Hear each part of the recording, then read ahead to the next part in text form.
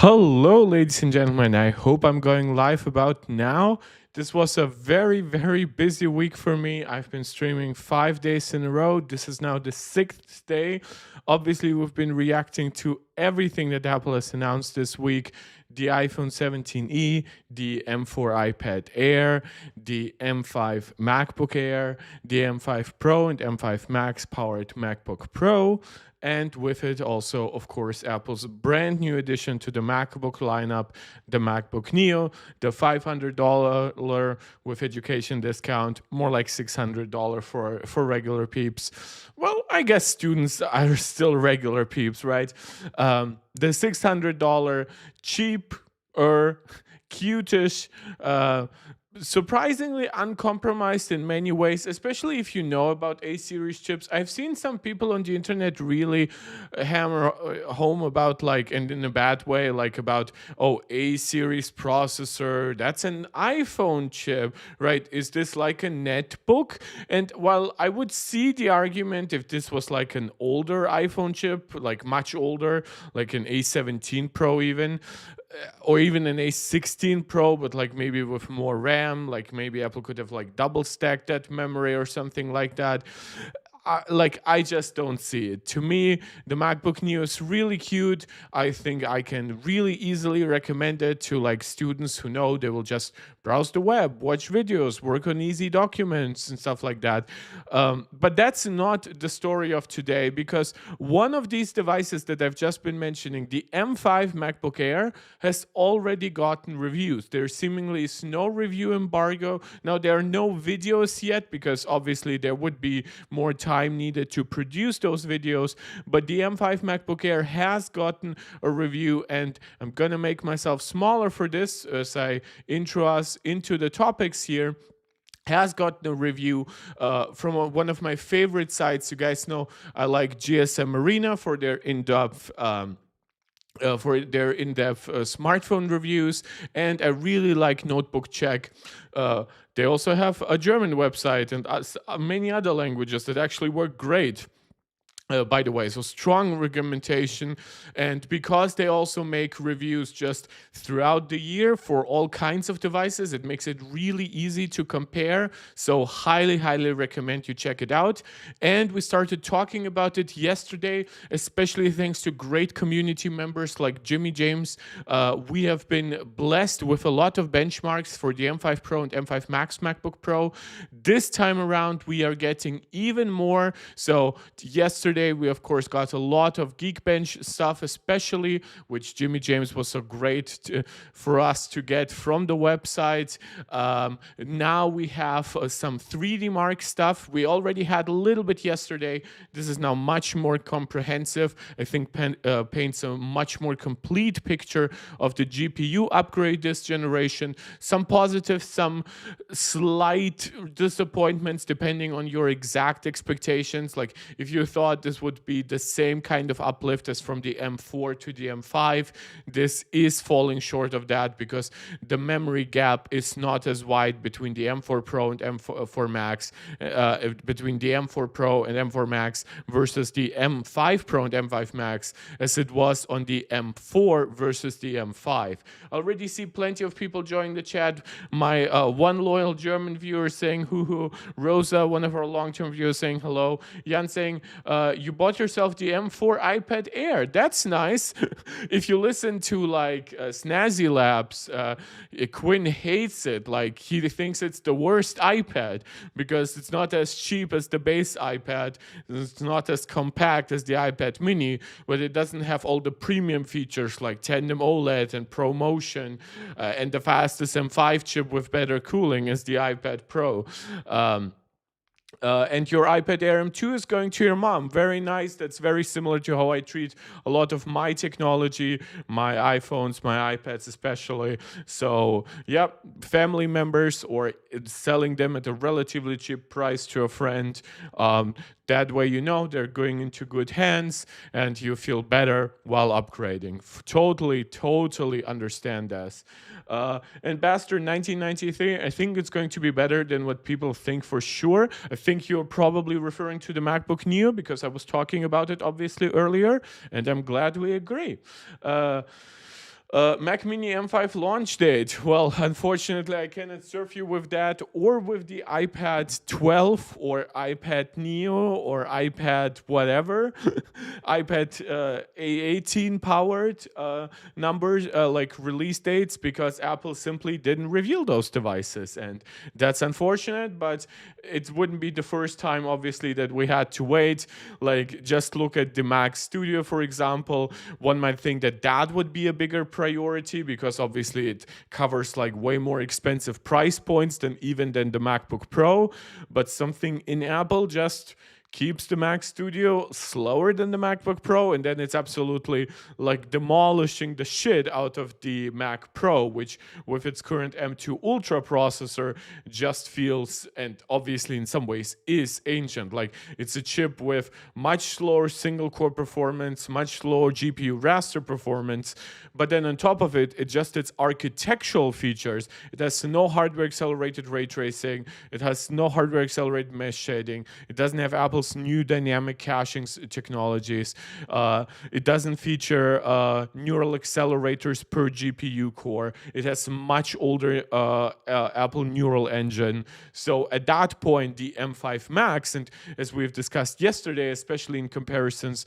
on Geekbench, it just destroys the M5 Ultra in everything, but potentially, basically everything. And with M3 Ultra, there's still like maybe some multi-threaded tasks that will benefit from just having way more cores. But even that, Apple is kind of overcoming by now having up to 18 cores, right? Maybe the performance cores the new performance cores are not quite as fast as the previous performance cores, but that's because you obviously now have super cores on top and you are not reliant on e-cores. Riley saying hello, saying I voted for the early streams against everyone else. I wouldn't have been able to stream at 3 p.m. anyway, and I'm not even streaming at 7 p.m. because of your guys' vote. I apologize. I know this seems like a democracy, but ultimately everyone bows to Big Mark here. By the way, cheers to a very successful week where we've been able to discuss so many fun new topics. We've been able to find new people to join the channel, the Discord. It means so much to me to have you guys over here. While I'm doing this, I'll actually go to the Discord, go to invite members, edit the invite link to never, even though that probably is not as important here. Oh man, I have to now restart my video. And I'm going to post the link to our Discord to anybody who is new to this channel, who is new to this community, who wants to interact with us, who wants to help us grow our cute little community. Join the Discord over there. You will also find my Twitter link in the description of the channel, my Blue Sky link, all that fun stuff. But the Discord is where it's at. That's where great people post their findings. A lot of the stuff I found, even for this video, came from here. And Riley, as I was talking before, the fact that I'm streaming at 7 p.m. is not a democratic decision. It comes primarily from me having gone to the gym for almost 2.5 hours today, and then having gone to the shop and having like carried super heavy duty stuff for the rest of the week. So I have much more time in the evenings early in the week. And I was so totally spent. Every muscle in my body is still aching a little bit. That I fell asleep, and so that's why I'm here now at 7 p.m. That's because I am somewhat functional at 7 p.m. and hopefully my Coke is going to help me going. That should be about it for all the intro stuff. I'm going to very quickly check if there might be anything that I might have missed in terms of news and rumors. Otherwise, from like 95 Mac and Mac rumors, I highly doubt it, honestly, because it is Saturday. We've had 5 super busy days. I highly assume that everyone is, we had 3 super busy weeks, but everyone was still busy also with providing summaries on all of it throughout Thursday and Friday. You can see like discussing pre-orders, summarizing the top stories, iPhone 17e benchmarks. Oh, that's something that I can integrate into the story. Yay, more topics. And even for today, I apologize for the burping. But even today, I do not plan to stream for like anywhere close to the 3 hours that I've been doing it for the last couple of days. This is a stream basically to catch up with some essential stuff. And tomorrow, whether or not I stream will be entirely dependent on whether or not like Mark Gurman posts something interesting. Though I highly assume that, as everyone else is doing, that Mark Gurman is basically just going to summarize the topics of this week. Yeah, that's at least my prediction. But we are now into the stream, so I heavily implore you guys to subscribe to the channel if you're enjoying this content. Like the video, share it out with anybody who think might enjoy it. Comment live, give me your ideas, agreements, disagreements, suggestions, right? And if you want to support me directly, make that chat in the live chat a super chat or a super sticker. You can also become a channel member. Shout out to Angelica, Steve, Max, Maximus, and Jonathan, our Mark Check Pro Max level supporters, or you can also go over to Patreon and support us over there as well. Yeah, Riley, we are a North Korea-style democracy. This is like the socialist republic here of Mark Techistan. So, and the reason why I'm like watching this review, well, I guess reading is the correct word if my brain finally catches up with everything, is that this seems to be a really positive review. I'm actually also gonna contrast it for MacBook Air. Notebookcheck. That way we can actually see them side by side. When the English one, because this is also interesting, specifically because they're testing the base version. So if you are seeing especially GPU numbers here that are lower than what you see from the M5 MacBook Pro. There are several components to this. It's not just the active cooling system on the MacBook Pro helping along. It's also the fact that we're looking here at the binned MacBook Air. So that's 8-core GPU M4 and 8-core GPU M5. But let's see what they have to say after calling it an insane performance and efficiency without fans. Apple, a MacBook Air, a 13-inch M5 entry review. The reason why it's important, of course, to call it the entry model, because that's the one a lot of people are going to get this year. Previously, when you upgraded from 256 gigabytes to 512 gigabytes, that actually gave you the unbinned chip, right? So in that way, there isn't actually a price reduction. If you normalize for 512 gigabytes and for the fully unbinned processor, that's the same $1199 as before. Now there is better charging across the board, so you don't need to upgrade to the 512 gigabyte version as before to get a better charger in the box. You now get the 40 to 60 watt charger by default, and for $20 you can basically upgrade to either the 35 watt dual port charger, which I don't recommend. I think it's cool to have that latest faster charger. It's also going to be even better for like your latest iPhone and especially the latest iPads that support fast charging. So it's going to be a bit more future proof. Or you can upgrade for $20 to a 70 watt charger, which is going to be even faster, but it's going to be significantly larger than that 40 to 60 watt charger, which is a gallium nitride charger. Yeah, so that's a few of the differences. Apple has been a little bit sneaky, obviously, because they need to compensate for the rising RAM and storage pricing. And don't forget, this one uses significantly faster memory. The M5 MacBook Air utilizes 9600 megatransfers per second memory. That's proper fast LPDDR5X. The fastest LPDDR5X goes up to 10,700 megatransfers per second. So 9600 is very close to the absolute high end. And while the M4 MacBook Air maxed out at 7,500 megatransfers per second memory, right? So that memory is actually kind of still in the range of about LPDDR5. Technically, LPDDR5 spec ends at about 6400 megatransfers per second, and everything up becomes LPDDR5X. But usually we kind of count 5X from like 8533. So 7500 is right in that gray zone where actually surprisingly few like mobile devices have utilized it. It has been pretty common on the PC side, and many call it LPDDR5X, especially like on AMD, where the memory controller on like Strix Point, Medusa Point, not Medusa Point, Gorgon Point now, a lot of them struggle to go about 8,000 mega transfers per second of memory. Riley saying, I'm waiting for reviews to see if I should get the Neo this year or the next one. Well, it depends, right? We talked a lot about the value proposition. We're going to get to individual features here.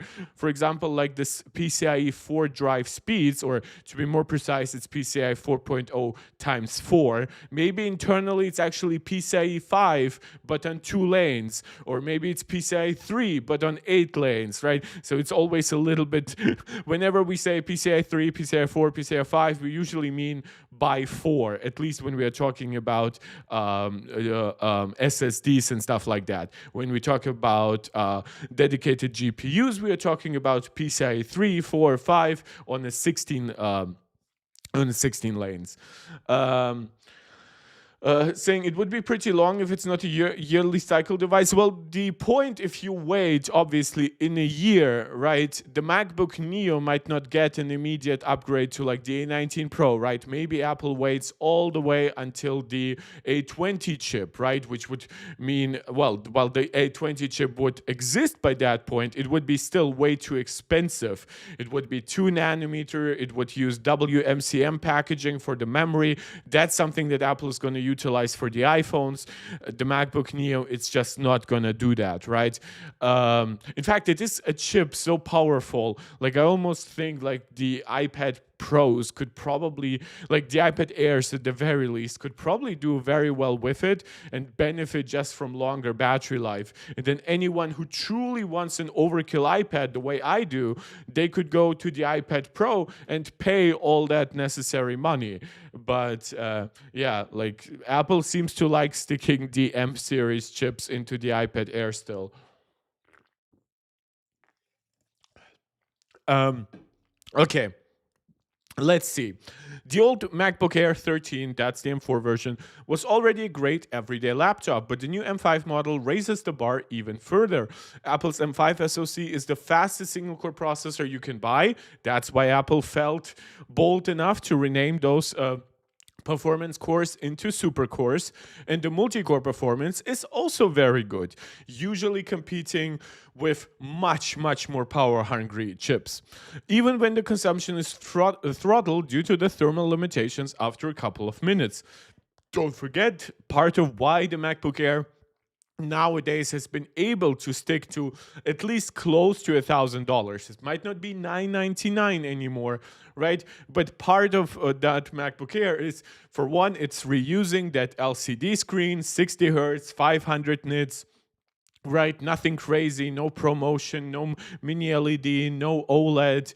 And the other thing is the lack of fans. It's just not because fans are super expensive, but just making it thinner, just making it internally less complicated, just making sure that there is less device damage due to water ingress, just taking also some load from the logistic. It just benefits the device overall, and it appeals to markets where people know their needs. They know they're fine with the device throttling a little bit if the base performance level, if the base maximum is already so high. Yeah, Apple knows what they're doing. And with the MacBook Neo, unironically, I actually think that that device will probably not throttle at all. If it does, I would actually be a little bit disappointed because it weighs just as much as the MacBook Air. It basically has as much surface area as the MacBook Air, unless Apple totally cheaps out on the chip cooling directly on the die. that should result in fully sustained performance for the A18 Pro. Yeah, Riley, they can give it A19 Pro and A20s out, I guess. Yeah, the only thing that makes me a little bit worried about the MacBook Neo is, well, I mean, they call it by A18 Pro in the name, right? But like something with the iPhone 17e, like on the 16e name, you could really easily tell that Apple wanted to make an iPhone 17e, right? If this was like a MacBook Air, Mini, whatever, right? You would be like, oh, MacBook Airs get like updates every 12 months, at worst every 18 months, right? So that's the one thing, like that new naming, does it give Apple an excuse to put it on a very different upgrade schedule, right? I hope not. I hope they give it the A19 Pro next year. A19 Pro will come with multitude of benefits. It will be faster, obviously. It will have better architecture. The GPU has better ratio between rasterization and ray tracing. Obviously, we talked about a lot about the neural accelerators for AI. By default, it pairs with faster LPDDR5X memory. If it's going to be the chip from the iPhone Air, it's actually going to be slightly slower memory than what's on the iPhone 17 Pro, but still faster than what's on the A18 Pro chip. It's going to be 8533 versus 7500. And it's going to give you support for much faster storage. So similar to how the MacBook Air and the MacBook Pro just upgraded their storage speeds, the MacBook Air to PCIe 4x4 drive speeds, the MacBook Pros with the M5 Pro and M5 Max chips to PCIe 5x4 drive speeds. That's up to 14 gigabytes per second. Together with like Apple's storage controllers and obviously the integrated cache, it will probably deliver some of the best results because like combined with that blazing single core performance. Yeah. So A19 Pro will give you a lot to look forward to, but it won't overcome the like the quality of life cuts. It has no force touch trackpad. It's just a regular clicky diving board trackpad. It does not have backlit keys. It has a 2-speaker system rather than a 4-speaker system on the MacBook Air. So if by the time like the A19 Pro comes out, you can get an M4 MacBook Air, which might be like a generation behind architecturally, but just have way more cores. Like if that one is going to be like close to it by $100 in MSRP, but potentially actually with a little bit more memory, that's just going to still be hard. And it's going to be a lot of points in favor of the M4 MacBook Air.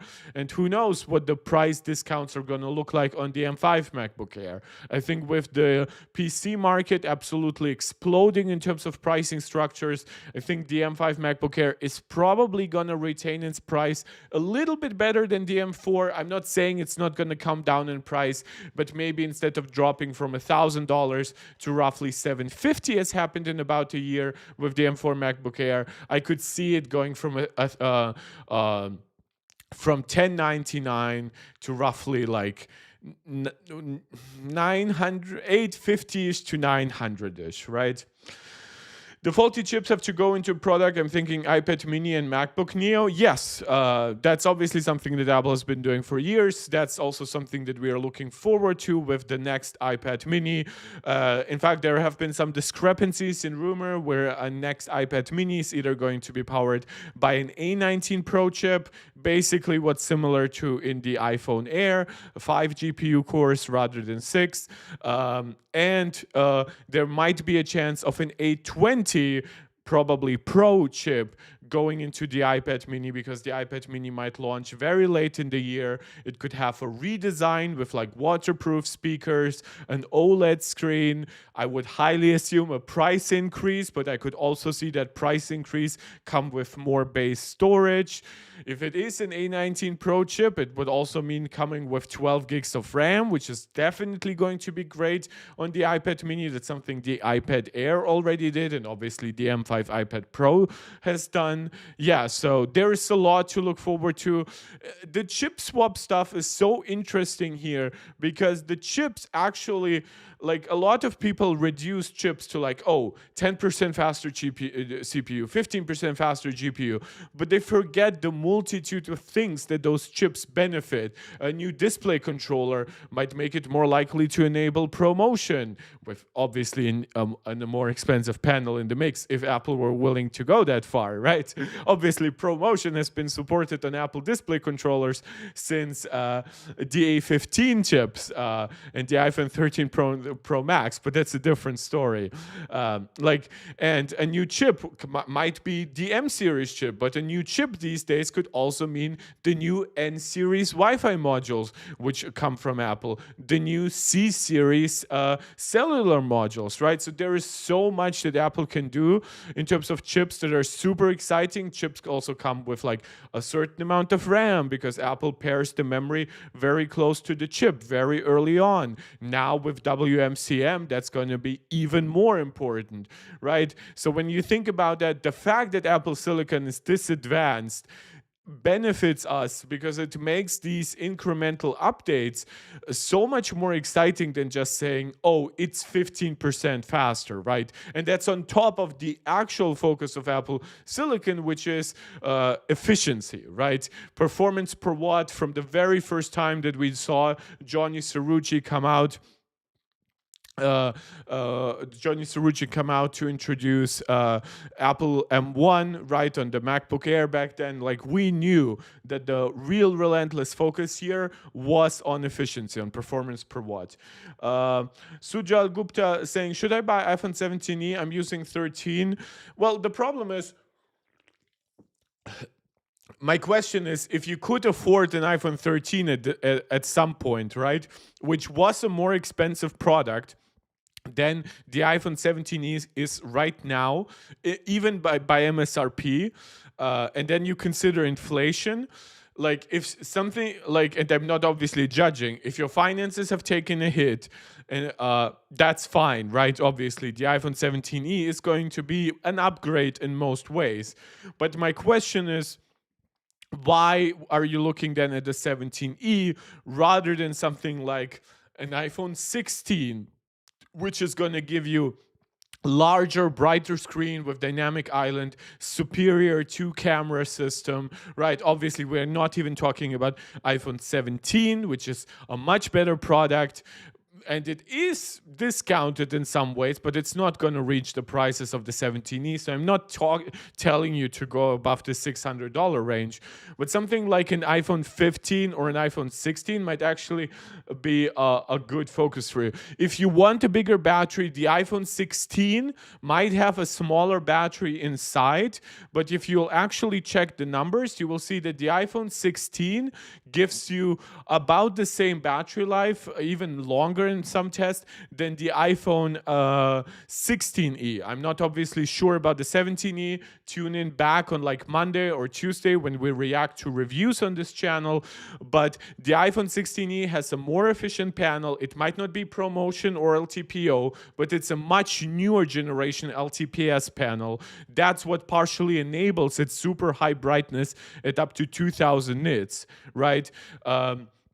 It has a better Wi-Fi module. So, for example, the original iPhone 17e introduced the C1 modem, and the iPhone 16e introduced the C1 modem, and the iPhone 17e upgrades that to a C1X modem, but it still has a very crappy Wi-Fi 6 modem, right? So, it's weird the way, like, I wish Apple had at least found some 6E modem to push into it, but the iPhone 16 has a Wi-Fi 6E modem. Maybe it's not the N1 with Wi-Fi 7, but it's still plenty fast enough, and it's more efficient than the old Wi-Fi 6 modem that you'll find in the iPhone 17e.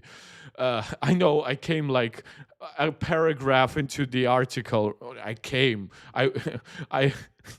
I only came so far, not I came ...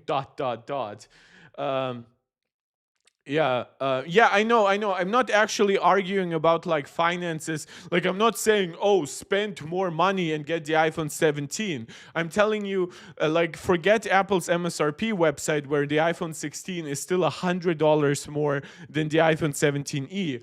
Get to your carrier, ask them for the price for either the 17e or the iPhone 16, and on that point, decide. If they're the same price, I recommend the iPhone 16. Okay. Considering Apple also now includes Wi-Fi 7 and doubled the storage of the base model to 512 gigabytes with faster PCIe 4 drives, this is something that I've talked about in my prior videos, that I was worried whether or not the 512 gigabyte configuration might be slower than the 1 terabyte. I could have seen it even being half the speed, like maybe Apple using one 512 gigabyte module versus two 512 gigabyte modules, basically really streamlining their logistics, something they did back then with the M2 MacBook Air, right? Remember, it's 256 gigabyte configuration and how that worked and how that made it a lot slower. Sujal Gupta, I kind of assumed that you were from India from your name. Yes, throughout most years of my streaming, the majority of my viewers have been from India. It's only recently that the United States has actually overtaken India as my top demographic, right? So just making sure the stream and everything works. Jesus Christ, so many Discord messages. Do I play games? Yeah, but whenever, obviously, when we like read an article or something like that, it's obviously hard to play while reading. But sometimes I'll play something on the stream like Vampire Survivors, something smaller. And for myself, I've outlined that in prior streams. Some of my favorite games are like PlayStation games. I like stuff like The Last of Us and God of War and Ghost of Tsushima. So yeah. That's about my gaming, and most of these games are not on the Mac, and that's why I have my PlayStation 5 Pro. Please visit India. You will love it. Yeah, I have a friend who's like family-wise from India, so sometimes he travels there. Maybe one day he'll take me there as well. Considering the price development of the previous M4, I'm skipping some stuff that's not as important. It will not be long before you can get this machine for under $1,000. That is correct. So while I assume it will take a while for it to hit under $900, you should really look for whether it's Amazon or even like your local Best Buy or Walmart. I'm not quite sure. Obviously, I'm streaming from Germany. We have a lot of general stores in a way, but they're not as general as something like Walmart. So yeah, you guys know what stores are best for you in your regions.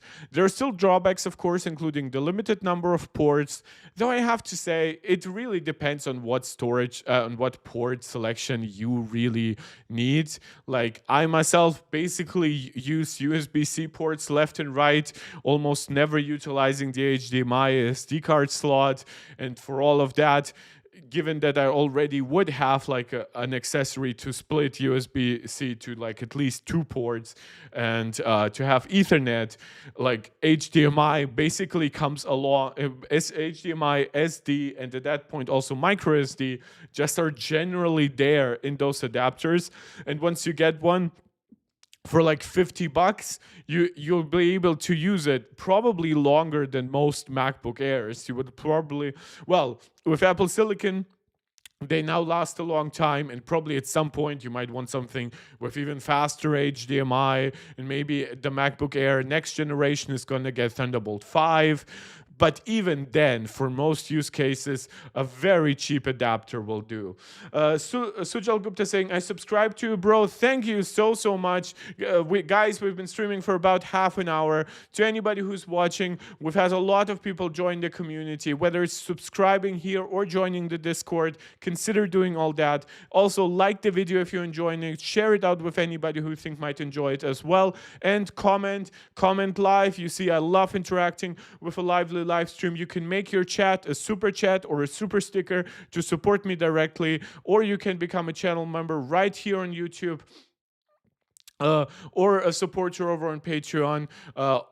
All support goes a long way to make sure I can stream more often for longer periods of time, do more in-depth research, interact more with the community on Discord, help us grow through other means, whether it's reaching out on Twitter and stuff like that. So it all helps. And Angelica saying that I'm doing a really good job. And she's grateful for my effort and she's enjoying herself. Well, that's very nice. I love it when you guys post in German and I have to translate some stuff. But obviously, I'm grateful for my viewers, no matter where they come from. We don't mind the IPS panel since it's not affected by PWM flickering, but a higher refresh rate would be nice. I also want to point out Apple has been doing promotion on standard LCD panels. Now, yes, they are LTPO, but LCD LTPO is much cheaper now after so many years. Even OLED LTPO is not obviously as expensive or as logistically prohibitive as it used to be.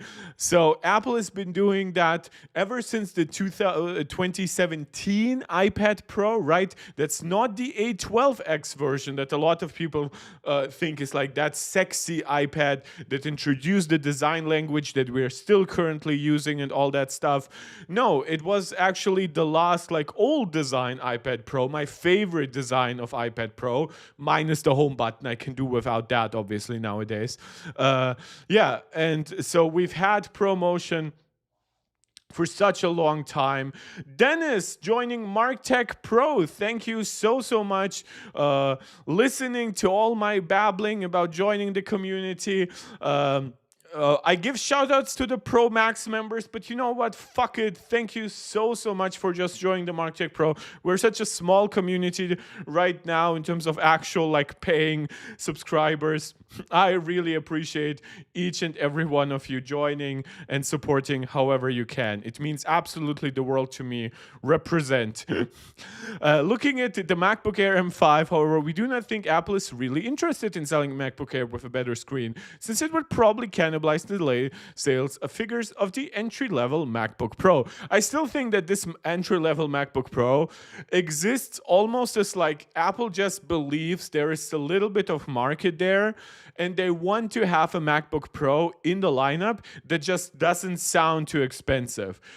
In my opinion, probably a lot of people are going just by default with the M Pro chips. This year, M5 Pro, before that M4 Pro, because a lot of the times these devices are like heavily discounted from like their 2,000 MSRP. Now I guess it's 2,200, and they get like 10, 15, 25, I've seen up to 25% discounts even right on Amazon, and Amazon is usually not your website for the most aggressive stuff. So yeah. Apple definitely might be afraid of some cannibalization over there, but then Apple also already knows that the MacBook Air is already their best-selling laptop. They say it's the best 13 and 15-inch best-selling laptop in the world for those screen sizes, and I'm pretty sure that the 13-inch MacBook Air is going to sell better than the 14-inch MacBook Pro, and that the 15-inch MacBook Air is selling better than the 16-inch MacBook Pro. The only thing that's now going to be interesting if at some point the 13-inch MacBook Neo, right, contrary to reports saying it would be a bit under 13 inches, it's actually exactly 13 inches. It's a 16:10 aspect ratio. It's basically a slightly smaller version of the MacBook Air screen, still 500 nits. I wonder if just a much lower entry point, maybe not with this generation, people will probably still need to familiarize themselves with the branding. They will wait for maybe even more positive reviews next year and stuff like that. But I wouldn't be surprised if at some point the MacBook Neo might overtake the MacBook Air as the best-selling 13-inch laptop. Pros: fastest single-core processor in the world, faster than X3D AMD or the latest Intel desktop chips. Fanless cooling, which obviously comes with some throttling. No throttling while gaming, which is very interesting. Good IPS screen, Thunderbolt 4, Wi-Fi 7, Bluetooth 6. Obviously, these two are definitive upgrades. This is the same as it was before, but also it is a downside versus the M5 Pro and M5 Max MacBook Pros that have Thunderbolt 5. I could see Apple eventually going with Thunderbolt 5, but like the M6 or M7 generation. High quality aluminum chassis, that's something that's going to be shared across the lineup. So if you thought the MacBook Neo would be just like a significantly cheaper built device, that's not the case. Long battery runtime, we'll get to the exact numbers. Good speakers, obviously historically a strong suit of Apple, especially in like the last 5 to even 10 years. No maintenance options, RAM and SSD are standard, nothing surprising here. 60 Hertz, 1 year warranty, that obviously applies to the United States, and I would argue that's not a comparison negatively to other consumer products. It's a comparison points to other prosumer products. So these prosumer products would be more like your what is it called? Is it called like ProBook or something like that, right? So some offer like 3 or 5 years of warranty. They're built for businesses right away. They come basically integrated with extra cost that covers the extra warranty and more customer support. Obviously, customer support on Apple's side is already great, but obviously your warranty will vary if you depending on your regional regulations and laws in your country. So a lot of people like think about the higher prices in like the European Union. Those prices do not just come from obviously the different currency, the value added tax, the import costs potentially, but they also come from different regulations, including on stuff like having at least 2 years warranty. Webcam without Face ID, but you do have Touch ID. They're saying it's low resolution for photos and videos. That's not really my impression. I mean, it's pretty much the camera no, it's not even like it's even better as a camera than what I have in my MacBook Pro. So I think it's fine, obviously, for a laptop. If you want to have a superior camera on your laptop, use continuity camera with your iPhone. That's what I do for my streams. That's what helps me look so dashing here. Color Ferguson joining the chat saying hi. Hi to everyone. I love how you always start with hi and hello. So the specs, this is pretty clear. There's nothing big changes here. Interestingly enough, they are starting with the Euro price here. So Thunderbolt 4, Wi-Fi 7 and Bluetooth 6 enabled by Apple's in-house and one chip. Interestingly, so they're saying the performance in our standardized Wi-Fi test was not perfectly consistent though, and the results could be better, but the effects for everyday use are negligible. The following images are from the previous model, because obviously the colors are the same, the size is the same, the display bezels are the same.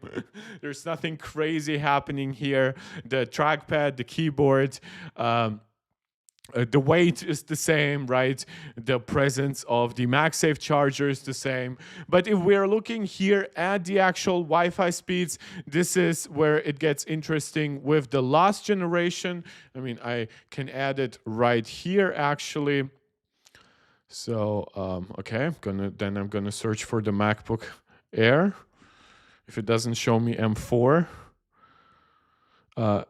M3, that's 15-inch M4. Do they not have 13-inch M4 here? Weird. So you can actually see that it's a little bit slower in their testing than the Wi-Fi 6E modem on the previous generation. Now, these should be functionally without a difference for most of you, because most of you are probably going to be limited. You can see like we're looking at over 1600 megabits per second. For context, my Wi-Fi contract at home gives me 250 megabits per second. So I wouldn't be able to max any of those devices out. Uh, and this one seems to be really stable at the very least. Now it is a little bit slower, and they did say it's not perfectly consistent. This is their Apple's first generation. I was very curious about how it compares to I'm gonna be curious. I mean, to see how it compares to something like the Wi-Fi 6E modem in the M5 MacBook Pro. Like in real world, in when you look at a test like this, it is basically the same. So there was historically, sorry, a little bit of just like stuff in the air, I guess. I'm not quite sure what exactly it is, since a little bit early for allergies. So this is something that I've been trying to tell people. Wi-Fi 7 does not necessarily mean a lot faster than Wi-Fi 6E. Wi-Fi 7 just means support for 2.4, 5, and 6 gigahertz working simultaneously. But the benefit of that, honestly, is very limited right now, given that most routers do a shit job of aggregating Wi-Fi 2.4, 5, and 5 gigahertz and 6 gigahertz. The main performance advantage that we've gotten in recent years is Wi-Fi 6E at itself, and with it 6 gigahertz networking in general, right? So obviously, that's still good to have Wi-Fi 7. It's good to have Bluetooth 6. It's good to have the latest Thread support, whatever, right? But if you thought that this was like, for one, this does not seem to be, now I'm not sure if this test might be limited in any way by their equipment. I suppose not, because they are obviously higher results. But this also does not seem to be 320 megahertz Wi-Fi 7. So Apple uses like 160 on the iPhone. In fact, they've been using it ever since they introduced Wi-Fi 7 on the iPhone 16 generation, before they even skipped to their own modems. And my speculation is that they will at some point differentiate between N2 or N3 and N2X or N3X, with the X versions being the more powerful modems, the one that support 320 megahertz, and the rest is just going to be basically more efficiency and at some points newer standards like Wi-Fi 8. So I do not like, given again, as I said, that like you see some devices just perform noticeably worse here, the fact that it is as good as it is, and the fact that for anybody who wants more, they're probably going to attach Ethernet, because that's going to result not just in potentially faster peak speeds, but it's also going to result in lower ping rates, right? Lower latency. And that's something that, like, for certain types of work, including like my streaming, is just way more important than like peak download and upload speeds. But at the very least, there is no downgrade here.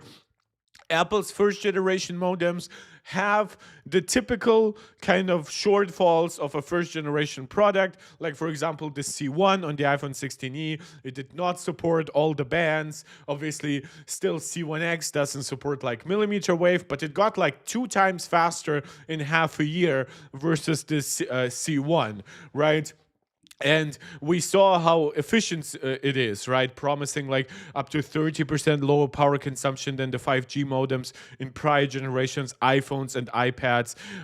So like Wi-Fi was already good for years. I would argue the only device that truly gives me pause in Apple's lineup is the iPhone 17e now, which still has Wi-Fi 6. And I'm not saying it needs 6 gigahertz connectivity.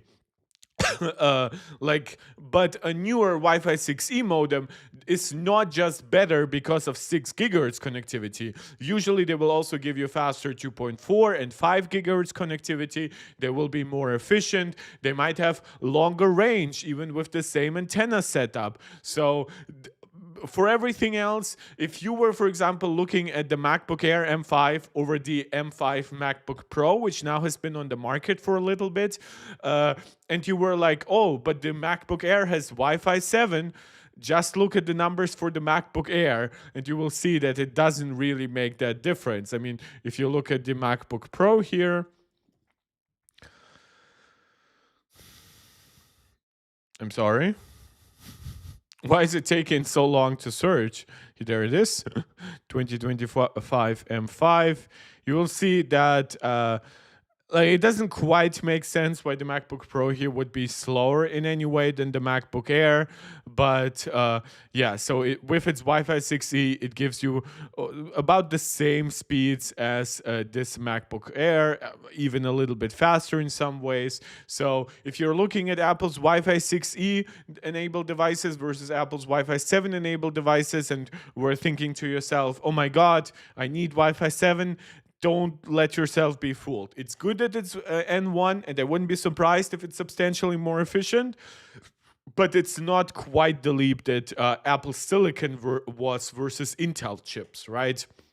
Or the experience leap that it was to go with OLED versus LCD, or ProMotion versus standard 60 hertz, right? So yeah, there's a lot here to keep in mind. Environmental report, display 60 hertz, 500 nits brightness. The black value is elevated 0.38, still a contrast of 1300 to 1, roughly in line with what Apple obviously advertises in their tech specs. I think they usually talk about like 1500 contrast, but there's a little bit of variance that is excusable in this type of testing. If we look at the previous generation, you will see it was criticized for like not having Wi-Fi 7.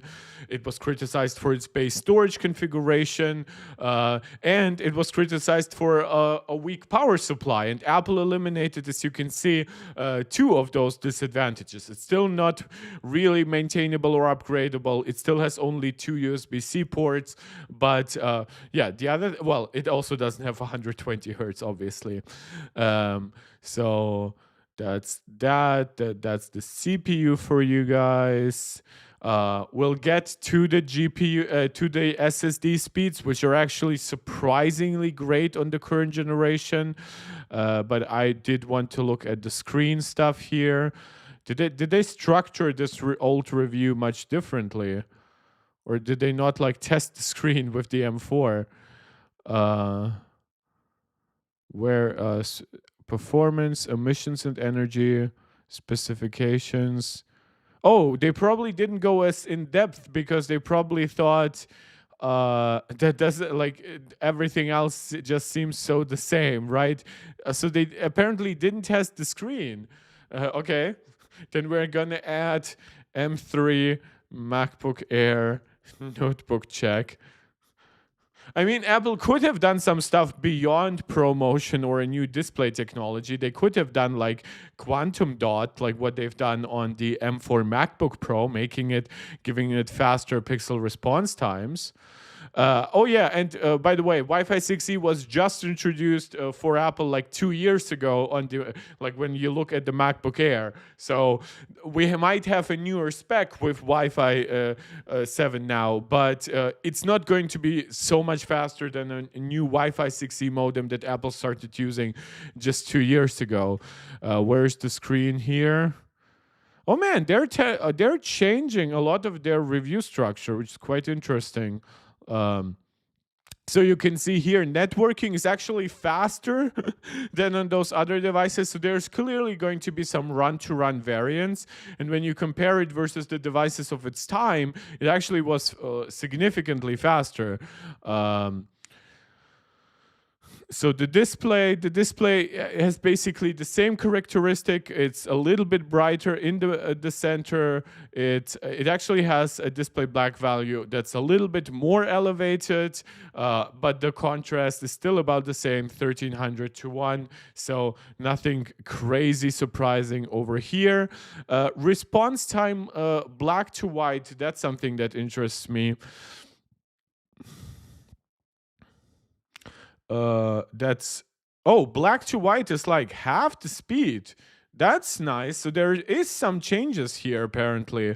Time 50% gray to 80% gray. Let me actually move this one like here. it was 34 milliseconds. Now it's 24. So either their methodology somehow changed, but yeah, it has actually lowered display latency, which means that while it is still 60 hertz, it is going to feel a little bit faster. It's not going to be good enough for like esports gaming, but it is actually better. So that's interesting. That's something that I haven't seen. And yes, it is P3. But apparently, by their saying, it is the factory calibration is not great. I never had issues like relative to Apple's calibration, but yeah, maybe you will want to calibrate it manually. But I usually don't really recommend it with Apple devices. With some like gaming monitors and things like that, their default color profiles, like even when you put them manually into sRGB, they are still not going to be super color correct. But whether we are talking delta E of 2 or even delta E of up to 4, it should usually be fine. Faster display response times. M5 is crazy efficient, so this is specifically why I want to see the comparison versus the M4 generation. So when we are looking at the CPU performance rating, obviously it used to be like the best with the M4. But if we're looking at the actual scores, we're looking at 174 points in Cinebench 2024. What do we have here? We have 200 points. And since we have it here, that makes it 16% faster than the M4 chip on the previous generation MacBook Air. If we look at multi-core performance versus the previous MacBook Air, how much is that? That's 17% faster, so absolutely in line with everything that Apple has promised. A Geekbench should also like MacBook Air. Oh yeah, 10% faster versus the M4. So, oh yeah, that's single core performance. So this does not use the fastest super cores that Apple has to offer. It downclocks them just a little bit, down from 4.6 to 4.4 gigahertz, the same as what Apple is doing on the M5 iPad Pro. So seemingly there's now also the way that Apple is choosing to differentiate Apple Silicon. The more Apple Silicon they make, they have new generations, they have new binning methods, like sometimes they bin the CPU, sometimes they bin the GPU. Now they use slightly different clock speeds between passively cooled devices and actively cooled devices, right? Obviously, now they use chiplets on the M Pro and M Max chips. There's going to be different packaging technology introduced with like the memory on the A20 chip. So there is a lot to just coming along basically here, and that's why it's so interesting to learn about it all, right? Obviously the single die M series, base M series is now a little bit less interesting, but it's still what the majority of people were gonna buy, and it's obviously exciting to know that we're still getting more performance. So versus the M4, it is 10% faster, but just from like 2 years ago, we are now looking at 37% faster versus the M3. And in Geekbench multi-core, this is now where we are actually reaching numbers that are very close to like high-end Panther Lake. And this actually is above most high-end Panther Lake chips. I can actually like 388H, so that's the fastest Panther Lake chip, right? You see like 17,600. Funny enough, there seems to be a little bit of controversy going on with Panther Lake, where it's not reaching the top clock speeds that were initially promised of like 5 gigahertz. It seems like it's maxing out at 4.8, at best like 4.9, and that partially explains why it cannot even reach the single core numbers of the M3. And don't forget, while this is an x86 chip, it has most of its excuses for like why x86 is better, like it lost all of them. Like it does not have hyper threading, right? Like AVX 512 on a chip like this is a joke, right? So like Yeah, versus Apple's chips, this actually, like, Panther Lake might be very efficient, still less efficient than Apple's chips by all accounts. Some devices with Panther Lake will give you better battery life than a MacBook Air or like a MacBook Pro potentially, but that's usually because they will have larger batteries. So, well, the MacBook Air gives you like 52 watt hours. Some of devices in a similar class of size will give you 70 watt hours, and while the 14-inch MacBook Pro will give you 72 watt hours. Some of these devices will give you like even a full 100 watt hours or at least 90, and they might give you an OLED screen which will be more efficient than mini LED, but will have obviously some other downsides, especially if we are not looking at the latest tandem OLED screens, which are in like 2 laptops at this point. Riley, the single core is years behind. Yeah, and that's Intel's latest and greatest, and that's like what are the suffixes? Is it like the 370X? No. Oh my god, the naming is so stupid. HX370, right? So this is Strix Point. We have Gorgon Point, which would be the HX470. And you'll see a lot. Some of these lower results will come from like balance profiles or efficiency profiles, low power profiles. This is the top end. You see that not much has happened between Strix Point and Gorgon Point. And yes, guys, this channel is very informed about PC hardware. We are not approaching Apple hardwares like, oh, choose Apple or choose this other Apple. I highly recommend some PC technology, some Android hardware, right? But usually, like for myself, I fall back to Apple 99% of the time. There are objective reasons why. It's not just like, oh, it's Apple or even just the ecosystem. Apple has some unique advantages that still haven't been met even after like 5 years of Apple Silicon. The number of cores, what is this A510 like? Okay, so this is using 12 cores. I always forget what its setup is. Okay, so it's using 4. It's not P cores exactly, because these cores are definitely not E cores, but this is basically using 4 Zen 5 cores, while these are Zen 5 C cores. C cores are also called dense cores. So they will have very similar IPC to the higher end cores, and then they will basically be cut down in cache and in frequency after that, right? And that means that there's no extra efficiency on these C cores. They're just lower clocked, slightly lower IPC with less cache, but architecturally they have the same amount of logic. They're just cut down in cache amount, and they are built for like servers.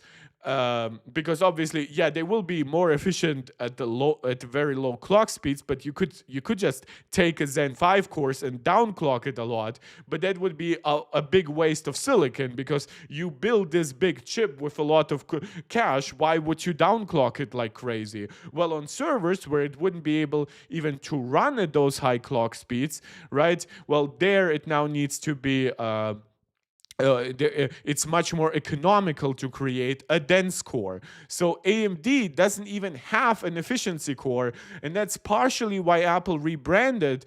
Well, they made a new core type and then rebranded it from E-cores. They did not call it efficiency premium or efficiency plus cores. They called it performance cores because it clocks it up to 4.4 gigahertz. It probably delivers around 70% of performance, maybe even a little bit more than the super cores, by using a 7-byte out of order execution setup, right? Probably less definitely less cache. We've seen some cache breakdowns already.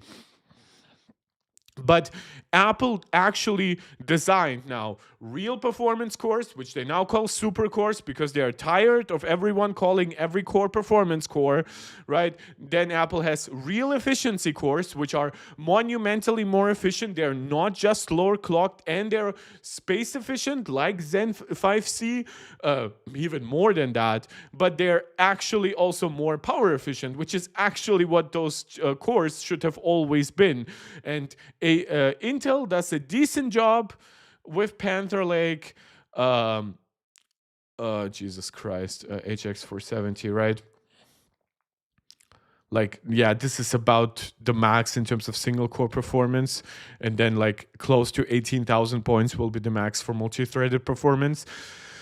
And obviously, AMD still has some upsides over Intel by still supporting hyper-threading. That's why, for example, the HX chips, despite being much less efficient, can give you a lot of multi-threaded performance. So not as much now as Panther Lake apparently. But then you have Strix Halo, and I believe this is Ryzen sorry, Jesus Christ. Why are you proof spelling me for a chip name? Ryzen AI Max 395 plus. Sorry. 395 plus. I'm pretty sure that's its correct name. And yes, I have not gone absolutely insane, but this is up to a 16 core setup now with two dies with 8 cores and one GPU die with up to 40 cores. And you will see that these will reach up to 19,000. Obviously, that's now like apparently there's some higher numbers, but these are really, really then thicker devices, and they're usually much more expensive than you would ever want to get from like a device that does not have like a dedicated GPU on the Windows side. And it also seems like it needs Linux to actually perform its best, which is always very embarrassing. But let's get back. So we have all those CPU numbers. They make sense. System performance, the subjective system performance is excellent, and the benchmark results supports this impression. Apple also increased the memory bandwidth compared to the M4. That's now up to 150 gigabytes per second. Obviously, some of this stuff will not max out exactly, like not every test will max it out. Sometimes the GPU does not actually get the full bandwidth, the CPU definitely doesn't, but it seems still to scale year to year, obviously.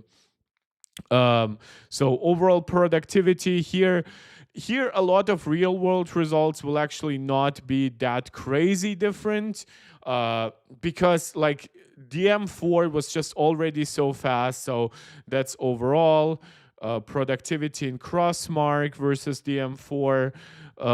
Actually, still a nice improvement of 17%. I hate that they put the MacBook Pro on top. This is the benchmark for the MacBook Air. That's what should be there. Creativity, oh, that's all Crossmark, so that's why it's system performance. I always forget what's Crossmark and what's Passmark, because it's already hard to keep track of like 3D Mark and everything else like that. So you see that these improvements do vary, but they are around 15 to 20%, which is quite good. Some of it might actually also be due to just the faster I/O, and I don't mean the Thunderbolt ports. I mean the RAM and the internal storage. Yeah, but obviously it will vary, right? It can be under 10%. Just some stuff, even including stuff like Photoshop, which is very single core dependent, very easy to max out, especially if your storage doesn't get much faster.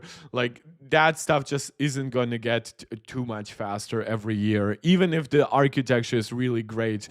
M4, so 8% in web tests here. In newer web tests, Mozilla Kraken. Here, smaller is better. Okay. So MacBook Pro, MacBook Air M5, versus MacBook Air. Yeah, okay. So there's a 13% difference between these things. But one thing that really, really positively surprised me, and that's partially why I really like their reviews, is because it seems like Apple just didn't go with PCIe 4 storage speeds, but they really used like an almost max speed variant. Now, random access 4K QD1 test here. Yes, this is when like basically the cache is like fully depleted. It's unfortunately really not going up. Like the only way to get these numbers up is by like pairing it with a ridiculous amount of cache, or even better, using a better technology than NAND by using something like Intel's Optane. But Intel was stupid enough to cancel Optane right before the current AI craze, right? They canceled it by around 2023 fully. By like 2022, they started going out. Like by 2024, if they stuck out just like 2 years longer, or about a year and a half, they would have gotten the first inklings of the AI boom and how these servers need very, very fast instant access storage specifically. Maybe not even as much like the top speeds might not have to be that different from NAND, right? But the fact that it can act almost like a middle point between storage and RAM, that would have been the perfect way for Intel to actually revive themselves as a top-end producer of hardware, right? Because nobody had an answer to Intel Optane. Like, sure, maybe Intel Optane was too expensive for the consumer market, but that's why we should have different technologies for the consumer market than for the for the server market. Partially also to alleviate stress on us as consumers. So Intel has absolutely shit the bed so many times. I can name you, of course, technological issues like getting stuck on 14 nanometer for tick and tock and tock and tock and tock. But I can also, of course, name you something like refusing Apple's offer to design an iPhone chip together, and like getting themselves into a market with tens, hundreds of millions, and even now billions of devices overall. Absolute insanity how much Intel has been screwing up for like the last 2 decades now. But it took that tick tock tock tock tock 14 nanometer disaster for actual consumers to actually fully understand, oh, something is rotten here, right? We often criticize that Gruber report about Apple, something rotten in Cupertino. Like, it gets underappreciated just how much went wrong at Intel over the years. So drive performance rating, this is where we are going to see our biggest difference here, right? Can I even zoom out that much? Yeah. You can see that in drive performance rating, it actually now is apparently like 170% faster versus DM4 in this specific benchmark. But obviously, if we just look at raw speeds like Blackmagic, that's still 138% faster. So that's well over twice as fast. So Apple did not just double the capabilities, they over doubled. And in fact, if you look at the storage speeds of like the base M4 Pro and things like that, you'll find that it's also faster than even the storage on the M4 Pro. So I'm really excited and hope that even the base 1 terabyte on the M5 Pro gives you the full 14.5, or maybe that one gives you around 13 gigabytes per second, and then the 2 terabyte versions give you the full 14.5. It's not a meaningful difference, less than 10%. You can see there are going to be like some like 4% differences, whatever, between different configurations. But this is actually super meaningful. And yeah, look at this 5 gigabit write. So I would bet that there's also a new storage controller with the M5, because it's just noticeably faster. But obviously then you look at something like the 14-inch M4 MacBook Pro, and that still doubled, but not over doubled. It went up 91%, as you can 96%, as you can see here. GPU performance. The base model of the M5 SoC is equipped with 8 GPU cores with a maximum consumption of 16.5 watts. So if you find somebody like telling you it's over 20 watts, I have no idea where that's coming from. Performance is very good overall. The deficit compared to the 10-core GPU in the MacBook Pro 14-inch M5 is between 12 to 20%, which actually is nice because that difference could have been 25% from 8 to 10 cores. And the advantage over the old M4 8-core GPU is between 30 and 50% depending on the benchmark. So we have 3D Mark. This is Steel Nomad. We'll get to some Steel Nomad results right afterwards with the M5 Max to be more precise. So when you look at it here, you'll see, Jesus, what devices are actually relevant to me. I don't need the MSI Prestige here. This is the Core Ultra 258V. This is, by the way, Lunar Lake, which, like, I wish Panther Lake was a bigger jump over Lunar Lake. It has more cores, but architecturally, it just doesn't seem that interesting to me. But yeah, so over the M4 entry model, so Steel Nomad, this is thankfully not Steel Nomad Lite. This is the more demanding test. This is not a ray tracing test. This is still a rasterization test. But I would also argue that on the MacBook Air, ray tracing plays a very subdued role. You are probably gonna go with the MacBook Pro, even just a fan-enabled version, if you want to play games like Cyberpunk with some form of ray tracing. So you see a 31% increase, and then when we compare this down cored version, this binned version, you get 20% more with the 10-core GPU version and the active cooling. Obviously, this benchmark is not going to force your MacBook Air to thermal throttle. Neither is going to the Steel Nomad Lite score, which is designed more for mobile devices like phones and tablets. You'll see a similar 20% uplift if you go with the 10-core version, and versus the previous generation, you see quite a nice 40% uplift. So with RT enabled, you go even higher. Wildlife Extreme is an old test, not that interesting to me. But the scaling makes just the sense that it does, right? Because it is faster RAM, architectural improvements. So there's no surprises here if you look at the results that the M5 MacBook Pro delivered versus the M4 MacBook Pro. The scaling is pretty much the same.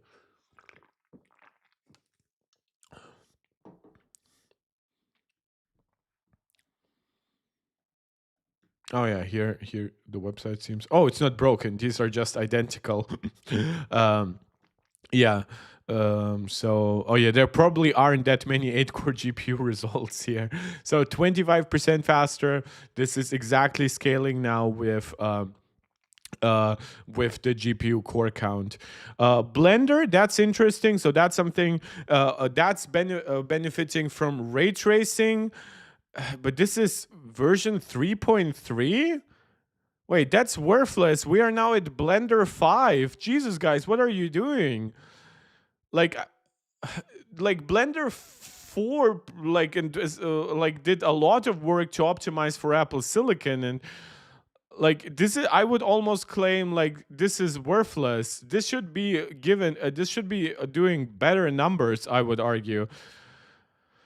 Now, the difference here between the MacBook Pro M5 and this, you obviously get the benefit of more cores, but very clearly there's some thermal throttling also going on here. Okay, so they clearly, I do not care about Blender CPU test. Okay, some actual games. Cyberpunk 2077. 50% faster if you get the M5 MacBook Pro. So I know some people will always downplay the difference. They say they have the same chip, but this active cooling actually matters. And that active cooling will actually not give you a worse experience because it's also paired with a larger battery. And if your game happens to give you more frames, at least over 60, which isn't happening here, you are also getting obviously a smoother experience on the 120 FPS screen. But you can see that something versus like the original Snapdragon X Elite and stuff like that. It is obviously performing faster. It is 36% faster on the Ultra preset in Cyberpunk 2077. In Baldur's Gate 3, it's 26% faster than the last MacBook Air. In Assassin's Creed Shadows, oh, this is a nice graph here actually. Oh, we do not have numbers for the M4, probably because Assassin's Creed Shadows came out somewhat recently. But yes, you get 50% more performance on the fully enabled version. Total War Pharaoh, 33% faster than the last gen. Shadow of the Tomb Raider, which obviously runs through a translation layer in Rosetta, seems to have a massive uplift if you go with the MacBook Pro. But even over the last generation, you still get a quarter more performance. Obviously, there's no system noise. Surface temperatures are absolutely no problem, and the MacBook Air usually stays very cool. If you're really stressed, it will warm up slightly to more than 40 degrees, but that is no problem. So that's quite nice. Speakers, okay, and they said that gaming has no throttling, which is cool. Battery life here, the main thing is that it's basically identical to the last version, right? So nothing. Benveni saying, OMG, live today as well. Yes, Benveni, and by the way, we are almost 1.5 hours into the stream, so I feel a little bit entitled to unnerve you guys a little bit. Just for a second, if you're watching this and you're enjoying the stream, please subscribe to the video if you haven't yet done so. Like the video, share it out to anybody who think might enjoy it, and comment live. Also see KSP saying, I thought you will not stream today. This was a pretty spontaneous decision. My very, very good friend told me I am insane to be streaming today, after I actually finished the stream yesterday, and then right after that I had the 3-hour call with my friend from England. And she was like, dude, how's your voice working at all? And I'm like, I actually learned like the voice technique from like news moderators and stuff like that. Like, I'm speaking right from my diaphragm. So thank you guys for joining. So glad to see you up here. We actually did not yet get to the M5 Max benchmarks. We've been reacting to the M5 MacBook Air all this time, because it actually is very refreshing to me to be reacting to these hard numbers. And while I still have you guys, I already named you have the YouTube jazz that you can do here. But of course, if you want to support me directly, for example, for being so insane to now stream the 6th day in a row, and basically every stream up until from Monday to Friday was 3 hours or longer, with many of them being over 3.5 hours and one actually being over 4 hours and 10 minutes. So if you want to reward me with a super chat or super sticker or a channel membership, feel free to do so. You'll get an immediate shout out, super big thank you, and all that stuff. Benvini saying, we are being blessed this week. Oh. And KSP, boy, rough week for you, Mark. Well, I actually am having a lot of fun. It's very rare that we are having this much content. Benvini saying, I was thinking of getting Mac Mini M4 since I don't see the point of getting MacBook Neon. And I better have the Air M4 later. Yeah, I can see that. If you can get it as a substantial discount, because the M4 Mac Mini has been out there, and obviously it's going to be faster than the MacBook Neo, right? Omar Farouk saying, how are you, brother? I came back again. Well, I'm doing actually quite well, and I'm still enjoying myself. And we are about to wrap up the MacBook Air M5 review. So we have the full 16.2 hours. You see the Dell XPS here. This is with Lunar Lake, so this is not with Panther Lake. This is 4+4 cores, significantly less performance, but it can give you longer battery life, even on a similarly sized battery. So keep that in mind. Apple Silicon, while it is still the most efficient architecture, it can be beat these days, whether it's with a larger battery or a chip that's just super low power, or maybe with, and by low power, I literally mean that it's a lower clock speeds, fewer cores, all that stuff, right? And by a more efficient panel sometimes. So absolutely, obviously, the verdict is good here. Like, is it 91? Wait, did they say that up here or no? Should I go down again? Thankfully, scrolling with the mouse is very fast here. MacBook Air 3 M5, 91.6% rating. M4, 91.2% rating. Man, the second Apple gives this like promotion, especially if they don't increase the price, this is going to go a long way. I think with the pressure of the storage and RAM prices increasing and 2 nanometer going to be more expensive than 3 nanometer, I think that Apple's best chance to add real value to the MacBook Air is going to be promotion. I think at that point they might even get away with pricing it at $11.99. Now these are the euro prices. Have you watched Aaron review about 26 Ultra? Benveni, I actually reacted to it yesterday, and funny enough, today MKBHD posted his review on the S26 Ultra, and he used the exact same concept of arguing with himself by like cloning himself as Mr. Who's the Boss, as Aaron. So that's actually really funny. Apparently, this device created so much internal controversy in their heads that they came up with the same idea. We might watch something tomorrow. I definitely do not want to stream like 3.5 hours today. But yeah, Benveni, you have to watch. Just later on, go watch, leave a comment on there. The community is great at commenting live, not yet as great as commenting on the video when it has been uploaded.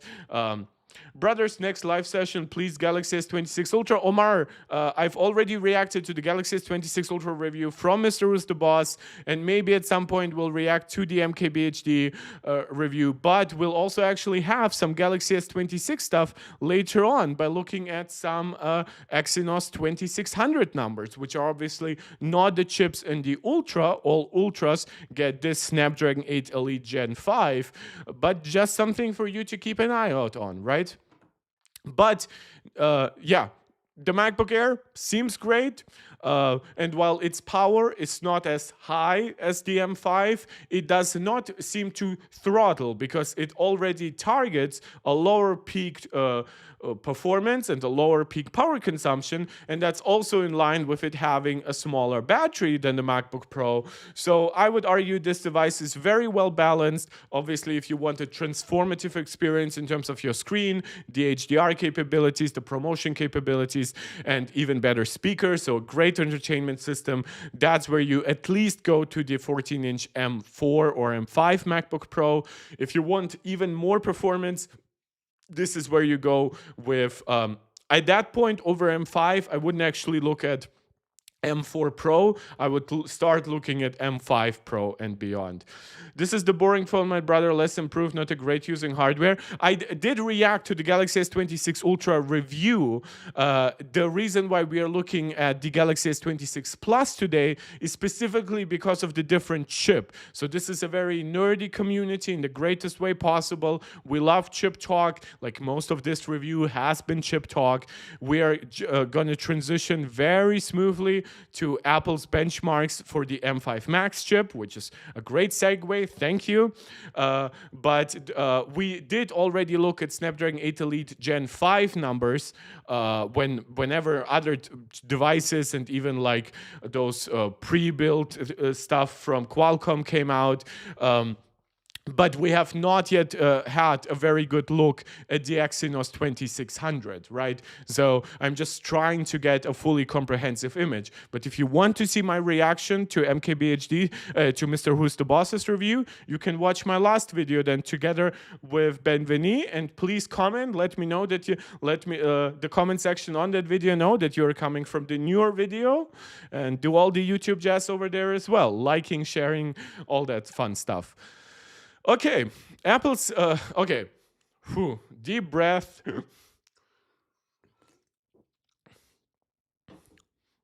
And let's nicely transition We are now gonna be looking at more M5 Max numbers. Obviously, we did look yesterday at like its single core and multi-threaded performance in Geekbench, being Apple's first chip to get close to 30,000 multi-threading, still give you 4300 to 4350 in single core, just as the base M5. We looked at Geekbench GPU numbers. We also had a very early look at some 3D Mark numbers, but these have been coming in throughout yesterday. KSP Wonders also joining the MarkTech Pro tier here on YouTube. Thank you so much. More members goes a long way to keep me just updated. Just you'll be able to send membership milestone chats and all that stuff. That's going to help you to not have to send super chats, but super chats are still welcome. So thank you guys, growing the community. It means so much. KSP, you wanted to say finally, but then you tuned out. Oh yeah, finally. Yeah, you and Denise, you now both have the blue star. We have a few old members that rarely join live. They have a very busy life, believe me. I commented, I have been contacted by some of them more privately, and they keep supporting us, obviously financially long term. Thank you. This is now 50% more members than this channel usually has, just from one stream. This is absolutely amazing. You guys know the drill with all the YouTube support, and you are absolutely delivering today. Thank you so much. Okay.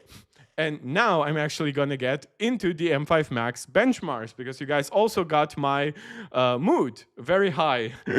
Apple's 18-core M5 Max destroys the 96-core Ryzen Threadripper Pro 9995WX in Geekbench. GPU performance is much less impressive. Now, obviously, its GPU is going to be much more impressive than the Threadripper Pro, which is not the GPU. But I understand what their point is. KSV saying my efforts deserve it. Thank you so much. And they're asking, what about real world workloads? What do you mean, Riley saying bro is rich? Who?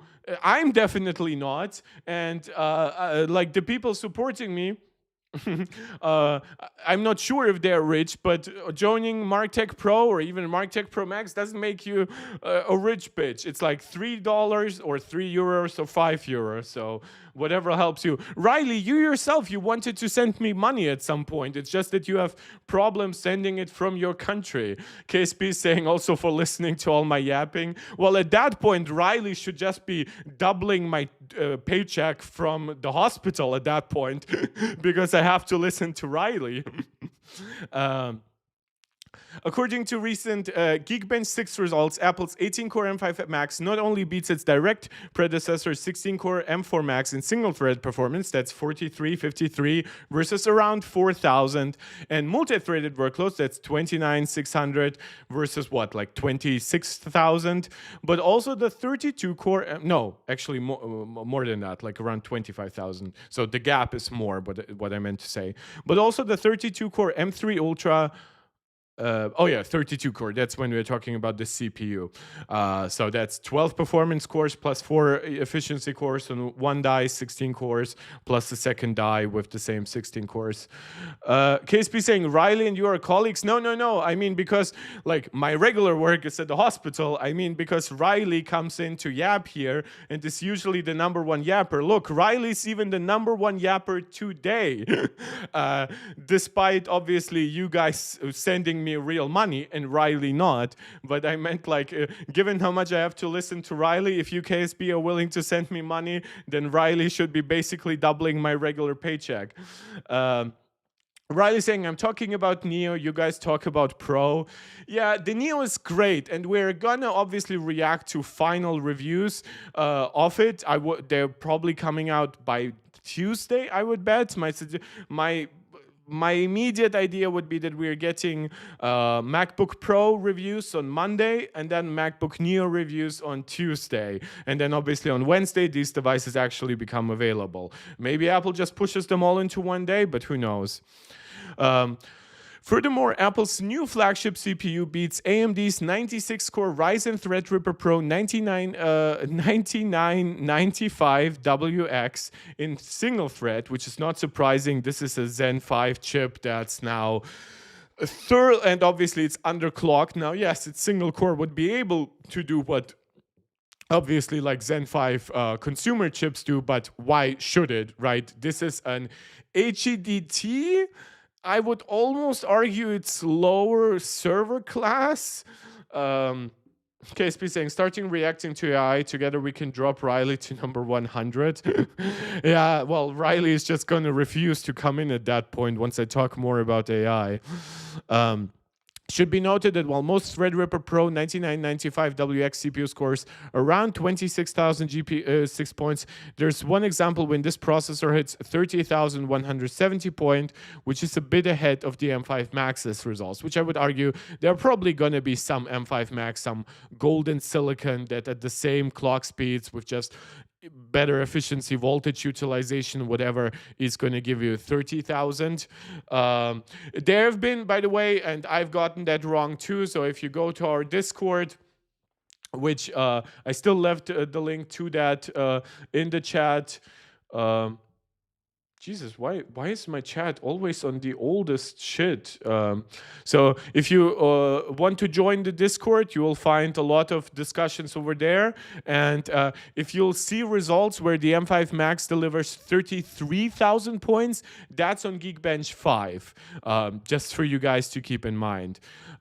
So in terms of single core performance, right, massive improvements over the M3 Ultra, which is Apple's kind of server class HEDT, highest end setup right now, technically still.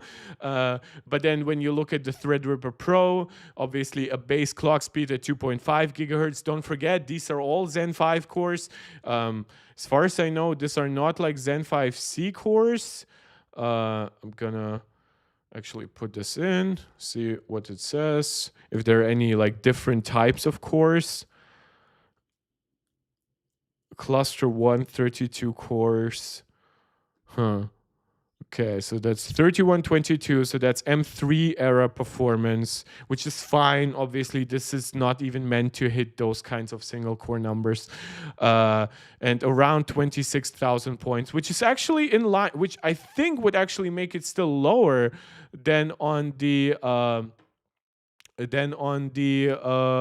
Mac, on the M4 Max, right? So top benchmark charts, Mac benchmarks, multi-core, M4 Max, 25,637. Yeah, about the same, roughly, right? So the fact that this is faster is like entirely unsurprising. And before you come at me with like, oh, note advantage, this is a 4-nanometer chip, while this is an N3P chip. Sure, is that a note ahead? Yes, but this has way more cores, way higher power consumption. I can even like 9995WX. I just want to make sure that it's not partially made out of Zen 5C cores. So thankfully, AMD breaks it down always quite nicely. Yeah, it just has 96 Zen 5 cores. So these are not gimped cores. These are not E cores. These are not performance cores that are downgraded from super cores. This is currently the fastest core that AMD makes. This has a massive 384 megabytes of L3 cache to fall back to. Even its L2 cache is positively huge, and that's going to help it. It's probably going to be faster in like server class workloads. We're just going to have to rapidly fire across as many tasks as possible. Don't forget, this has 192 threads versus the Mac's 18 threads, because the Mac does not have hyper-threading, right? But just some context. And also, of course, its TDP is 350 watts. It's gonna consume way more power than the M4 or the M5 Max could while running its CPU at max at a max and its GPU at max, right? And obviously this is then also going to be put on a very power hungry motherboard with it will need memory on how many it's quad channel at the very least, right? Connectivity, SATA ports, PCIe 5.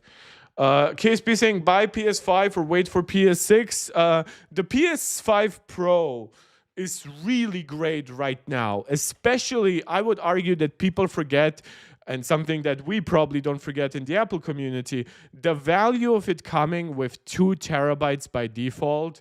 Like, it is huge these days with how big games have gotten. So if you can spread your money a little bit, stretch out, then yeah. Oh yeah, is this an 8-channel chip? So you're gonna need to power this with so much freaking expensive memory. And I mean, depending on your use case, you probably want to make it ECC, but that's not something that I'm going to compare and hold against it, obviously, because that's something that Apple kind of could offer it because they have that entire SoC with the controller on top of it. They could add, if they wanted to, like an error correcting like sub-processor if they wanted to, or they could even dedicate that to some of the performance cores, but they don't. So that's its CPU performance. Let's see if they have anything to say about the GPU here. Not quite an RTX 5090. So by the way, we talked already about that Strix Halo chip that I showed you. That's out of 16 Zen 5 cores and up to 40 GPU cores. It's way faster, but also don't forget, this is a benchmark that's very compute heavy. It's not gonna scale much with things like ray tracing capabilities, AI capabilities. This is going to be a generational difference between those chips. And it sits somewhere between the 5070 and the 5070 Ti here in max performance. Obviously, if you're going to... Oh my God, can I really not scroll? Oh yeah. I can scroll with my trackpad. Yeah, that's why MacBooks are the best, because you can still use a mouse alongside them, but whenever you need, you just quickly switch to the trackpad. KSP wonders, what would be the lifespan of PS5 Pro if I buy? Well, in terms of first-party games, I would argue probably around 5 years. I mean, we are already 5 years into the PS5 generation, right? But in terms of third-party games, it's going to be like a decade, right?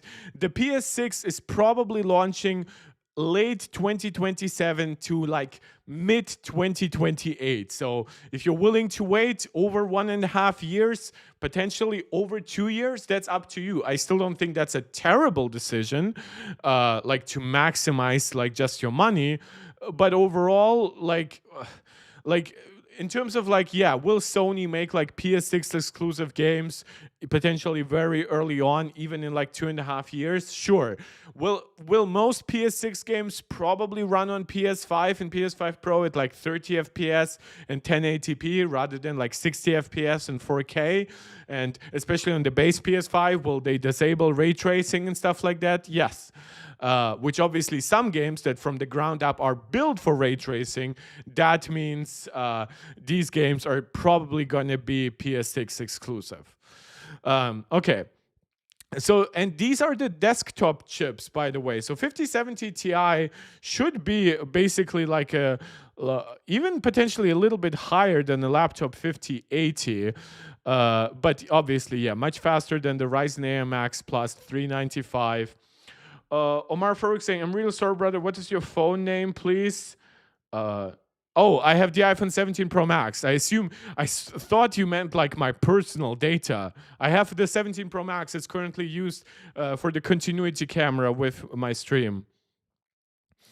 Guys, we currently still have more viewers than likes, so please hit the like button. It helps tremendously. As you can see, it helps attract new people. It motivates people to subscribe. It motivates people to join the Discord. It motivates people to become channel members. It motivates people to send super chats. Please like. It doesn't cost you anything, and it tremendously helps the stream. So it's not actually that big of a difference to the, obviously the RTX 5090 is like a 600-watt GPU, right? Transitioner, it can hit like 800 watts for like microseconds of peak. And there are actually like default 5% overclocked models with water cooling that are gonna consume 1,000 watts. And that's not even considering even like just the power consumption of just the water cooling and the expensive motherboard and everything is probably just gonna push it to a completely different level. So these chips are just not meant to compete. These are, well, these in their laptop forms, obviously.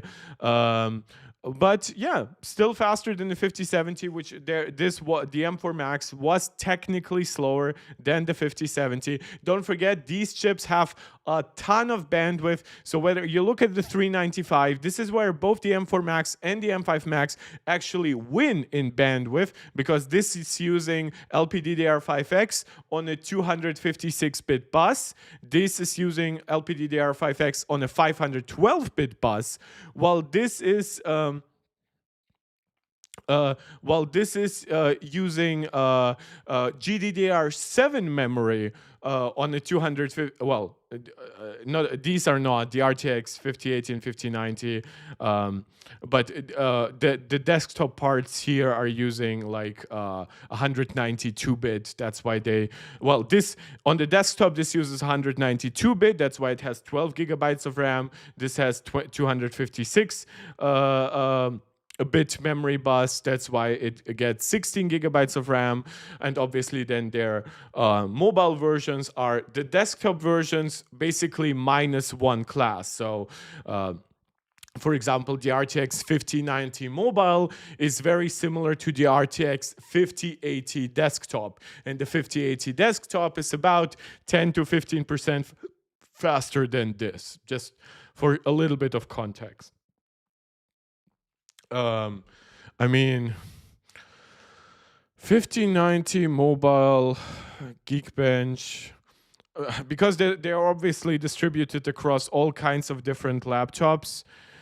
91, and obviously, yeah, there's also a difference in how you test them, because there's going to be a big performance delta between when you're using it on battery mode versus using it plugged in. What is it this testing? Does it say? Wait, does it say what benchmarks they used? Is this Geekbench? Interestingly, runs increased of score and then 5 scores. Yeah, this is Geekbench's Vulkan. So the RTX 5090 laptop GPU scored between 51,831 and 114,000. So it seems to be downgraded severe. Well, okay. And then the RTX 4090 laptop gave you way more performance. So this is obviously different. No, Omar, I like Galaxy. I just reacted to Galaxy yesterday, and I used to actually own an iPhone back when I had my iPhone XS Max. I actually used a Galaxy S9 as my secondary product. But now that now that these devices have all gotten so large, 6.8-inch displays, 6.9-inch displays, they've gotten thicker and heavier, I can only carry around one phone with me. And since I'm knee deep or neck deep or hair deep in the Apple ecosystem, I have an Apple Watch Ultra, I have AirPods Pro 3, I have an M1 iPad Pro, I have an M1 Max MacBook Pro, I have an Apple TV 4K, even have still my iPhone XS Max right next to me. Yeah, but I do cover Android, and I do know my stuff. I know my way around in Snapdragon 8 Elite chip, the benchmarks and everything. I help people set up their Android phones. I do recommend people buy Android phones whenever they want something specific that's not offered on Apple's side. Yeah. Wait, 5090 laptop GPU, Notebookcheck. Okay, 180. Wait, is that really true versus the 5090 mobile? Steel Nomad. We'll actually be able to use some of these numbers 3D Mark Solar Bay. Nice that we have these. I'm gonna keep this tab open. Do we not have Geekbench? Oh yeah, there it is. 227,000. So the RTX 5090 mobile gives you about the performance of the M5 Max. So that absolutely scales and that absolutely makes sense.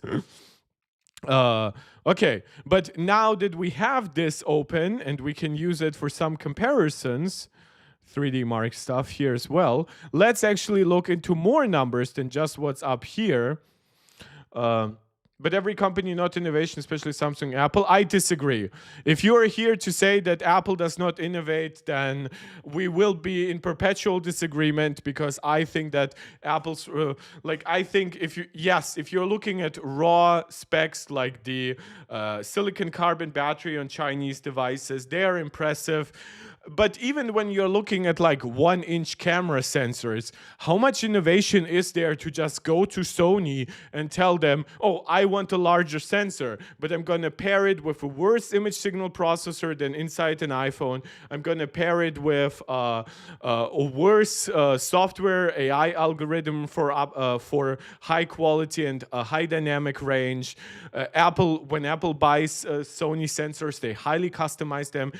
They and Google have still the best AI. You can see it in the video quality, how much more video quality Apple offers over Chinese flagships that have way larger sensors. Do I wish Apple would implement like a 1.4-inch sensor for its telephoto camera rather than a 1/2.5-inch sensor? Sure.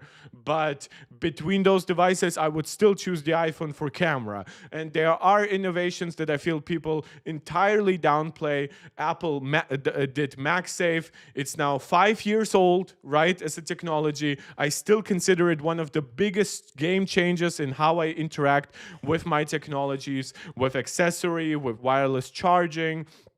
I consider it absolutely crucial in... Oh, sorry, I have to take a drink. I do not want to exert myself too much. The selfie camera on the iPhone 17 series, for example, with the square aspect ratio that allows you to do portrait and landscape without like having to actually tilt your device, and actually gets better quality than even the Xiaomi or Vivo Ultra phones, which have amazing main and zoom cameras, but do cheap out, especially on the selfie camera and even often the ultra wide. Yeah. Benveni saying, Mark is tired today. I'm reaching a point where I am tired again, because I did get... guys, if you want to get me up again, super chats, channel memberships, you know all the drill, right? Okay, so let's quick fire through these benchmarks. 3D Mark, 77,000 points on the 16-inch MacBook Pro. Interestingly enough, on the 14-inch MacBook Pro, you will see... a slightly lower results. It's not quite 10% difference, but keep that in mind if you want the absolute highest end. This is Solar Bay, so this is their lighter weight ray tracing test, and then their Solar Bay Extreme test, which, as the name suggests, is their more demanding ray tracing test. You'll get 16,175 points here. You know what I'm actually going to do? I'm actually going to now divide this. And I'm going to put this into a separate one, and hopefully that makes it all going to work. Hopefully. Benvini saying we have to do a petition to Apple to not release so many new products at the same time. It is the best thing for my channel, though, because viewership accumulates over days. So my absolute record is still from the M4 Pro and M4 Max MacBook Pro, when Apple did those 3 days in a row. And this Wednesday was my second biggest stream ever, right behind that top number. Okay, so Okay, so we have here the M5 Max numbers. So in terms of solar bay, you see how I set it all up? Did we compare it directly? So that's 77,703 divided by 6475. I mean, I can easily do that in my head. It's around 20%. Yeah, it's 19.9% up. So that's very much in line with what Apple promised for raster improvements. For rasterization, they promised 30 or even a little bit above. So that's where we can now look at Solar Bay Extreme. And you will see that now we're working with 16,175 divided by 11,816. And now we're looking at a 37% improvement. Guys, by the way, shout out again to our Discord if you want to go over there, and you will see some of those numbers. Though the gamer saying, gosh, you're something. Well, I now have to know what you mean.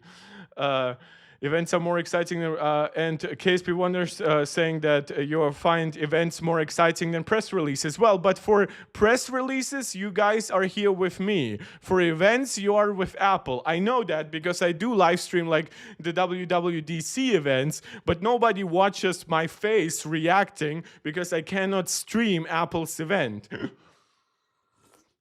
So you see the notable difference between Solar Bay is an actual ray tracing test, but it's so lightweight. It's basically essentially still mostly a raster test. You see in Solar Bay Extreme how Apple's scaling absolutely is just as what they promised, 20% for raster, 30% or more for ray tracing. Will be interesting to see once we have more benchmark stuff like Blender, which is especially ray tracing demanding. We just had Blender 5 come out. Blender 5.1 is in beta testing. So we're going to have to see how well the scaling works on those chips. Yeah. Is there anything that I've missed? So that's just my other search. You'll see, yeah, Solar Bay Extreme here is slower on the 14-inch. That also applies for the 16-inch here, but I'm just working with the highest number. Ben Vinny saying, last WDCC, I watched Apple and you at the same time. Well, then you watched me basically like a director's commentary right next to the movie. I'm very grateful for that. KSP saying, just a suggestion, start your stream immediately as the event ends. I do that. Occasionally, there might be a little break between them, but honestly, that has more to do with me just needing a little bit of a breather in between. And Ben Vinny, but it sucks that you can't stream as full. Well, I wouldn't be monetized, but you guys see, by the way, the reason why I do not care about that much monetization from the live stream, I even have ads turned off. So if you need another motivation to send me a super chat or become a channel member, I do not have ads during the actual live stream. I do rely on your direct support. I do get money from ads when the video becomes a VOD, but the amount of actual long views that I get for the video once it's a VOD are absolutely negligible. I sometimes get even thousands of views afterwards, but they tend to be relatively short. It's my own fault. I don't edit those videos, so people watch them. They tune out really quickly because they're used to much more quick fire editing and everything. I fully understand that, but this is primarily a live stream channel, and between this, my work, my personal life, I just cannot find it in me to also do a ton of editing, right? So this is why I know it sometimes gets a lot, and I know sometimes people leave when I call you out to do all of the support stuff here on YouTube, but I promise you, I'm asking this for a really good reason, and I've structured my entire channel. Shorts, yes, I know I should be doing shorts. I might do a short tomorrow. I might just go out into the sun and do a short with an emoji face again, like I did years ago now. I know all of it, how to maximize my YouTube. I just cannot bring myself to do it beyond just the streams. So these are the numbers: 20% up in raster or very lightweight ray tracing, 37% in a more extreme ray tracing scenario. So we're definitely seeing some very solid generational uplifts. We see also Apple's promise of a next generation RT engine or accelerators being true. We have also looked at the AI numbers, which were faster in Geekbench AI, but there will be other like real world benchmarks that I would really like to take a look at once they release. That's about it for the hardcore Apple stuff. And because I know some of you have been asking for some Samsung stuff, I did want to react here to I'm actually gonna do it like this, and then I think it's gonna work quite nicely. Can I? And oh yeah, they also space nicely against each other. That's gonna work just fine, I promise you that. Okay, the Samsung Exynos 2600, the much neglected stepchild of the chip family inside the Galaxy S26 family of products. It is powering the Galaxy S26 and the Galaxy S26 Plus in menu regions, and it powers the Galaxy S26 Ultra in exactly 0 regions. So not even in like their own home market of Korea or whatever did they have the balls to put their own chip into their own flagship, very clearly positioning the Snapdragon 8 Elite Gen 5 as the superior chip. Also, I wanted to not have the Mac here. I did want iOS benchmark charts here. Gonna do it like this. I'm gonna do this a bit larger. Oh yeah, that's gonna work quite well. Yeah, guys, let me know if I'm covering something up with my gigantic face. Omar saying, brother, my plan is I have a purchase Galaxy S25 Fan Edition. So much great, this phone, camera and performance and sound quality. For a good amount of money, yeah, because one thing that I do not think that the Galaxy S25 FE is like technologically super exciting, but it's kind of like Apple's iPad Air. It just benefits from trickle down specs from the main Galaxy S family, but that's fine. Obviously, it's positioned much cheaper.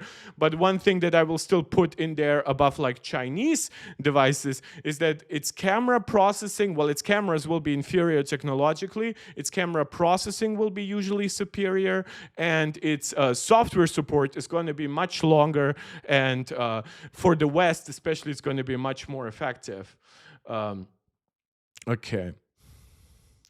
Benveni, I believe Omar is from India, the way he talked about inviting me almost to India.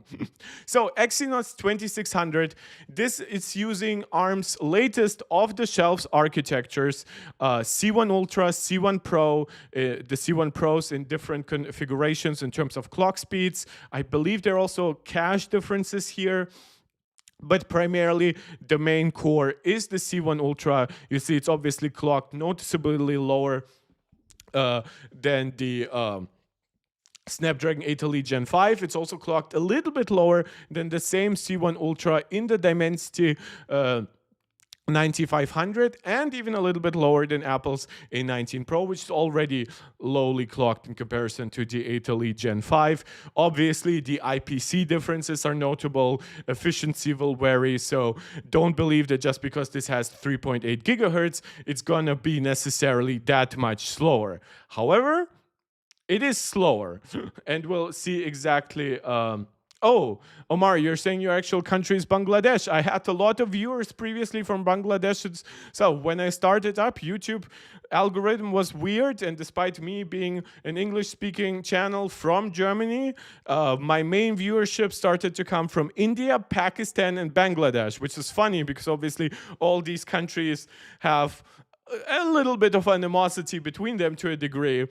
And it was funny that they kind of united behind their support for me and my channel. You will see that like Wi-Fi 7, Bluetooth 6 support, at least like just from a theoretical perspective, is similar. The download speed is actually supposedly faster than on the X85. Qualcomm recently announced their Snapdragon X 105. Yeah, so which is about the same speed, but in terms of real-world performance, you're just not really benefiting. What will matter more is which one is more efficient efficient in the real world.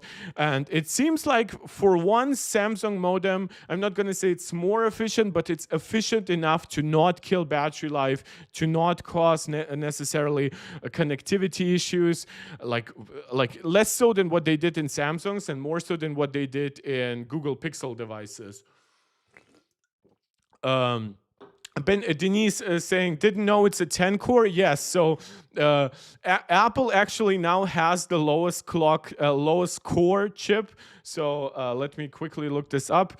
The Dimensity 9500 specs. KSP saying, divided by nations, united by tech. Yeah, divided by borders, united we stand, man. Proletariat of the world, unite. 3-core C1 Premium and 4-core. So the Dimensity 9500 actually also is an 8-core chip. So Samsung is here quite unique with a 10-core, and then Apple goes lower with 6 cores by having 2 performance cores, or I guess maybe next gen they will actually rebrand it as super cores. Right now they do not rebrand the A19 Pro, even though architecturally they're the same, but the A19 Pro is just clocked so much lower. I assume they think they cannot get away with it. Thank you, Omar. I'm really grateful. Like, I'm talking great. I assume you mean like either my language is great or the flow of my presentation is great. Either way, I'm really grateful for any kind of appreciation. That's why I do that. I have a really low self-validation. I need you guys. Give me money. Give me love. I'm so stupid. Okay, and this is why I have Geekbench open here. Let's look at the A19 Pro here. This is a little bit on the lower side. So we have 3126 on the Exynos 2600. We have around 3700 points on the Snapdragon 8 Elite Gen 5. Just so you guys know, from my own iPhone 17 Pro Max, I get roughly 3920 points, right? So we are looking at like a 7-8% difference with the Snapdragon 8 Elite Gen 5. They are very, very close. They're built on the same N3P modem. And because of those extra cores, right, you can almost add in your head, like 2 extra efficiency cores, you will get those 11,000 points. Now, I've seen some iPhone 17 Pro Max hit like 10,000 points in multi-core. Usually the numbers that you'll see right on Geekbench, the averages are actually tend to be on the lower side. That's at least my perspective, but just a little bit of context. But Samsung should still give you actually higher multi-threaded performance. The main outlier here, in my opinion, is the single-core performance of the Exynos 2600. That one is unfortunately below that of the A18 Pro chip. So it's firmly like almost 2 generations behind the A19 Pro. For context, my iPhone 17 Pro Max with its my iPhone 15 Pro Max with its A17 Pro chip, I apologize. So many numbers to keep in the head right now. That one gets about 3050. So this would be faster, but then that chip maxed out at around 7,000 points in Geekbench. Now in Tutu, I'm not going to compare it to the iPhone. You see there's a difference here. Ironically, I've seen that in storage. I've actually seen Exynos outperform it, so this is interesting to see. Like, I guess memory is faster here on the Exynos, but UX seems to also be an advantage for the 8 Elite Gen 5. CPU, quite a nice gain here.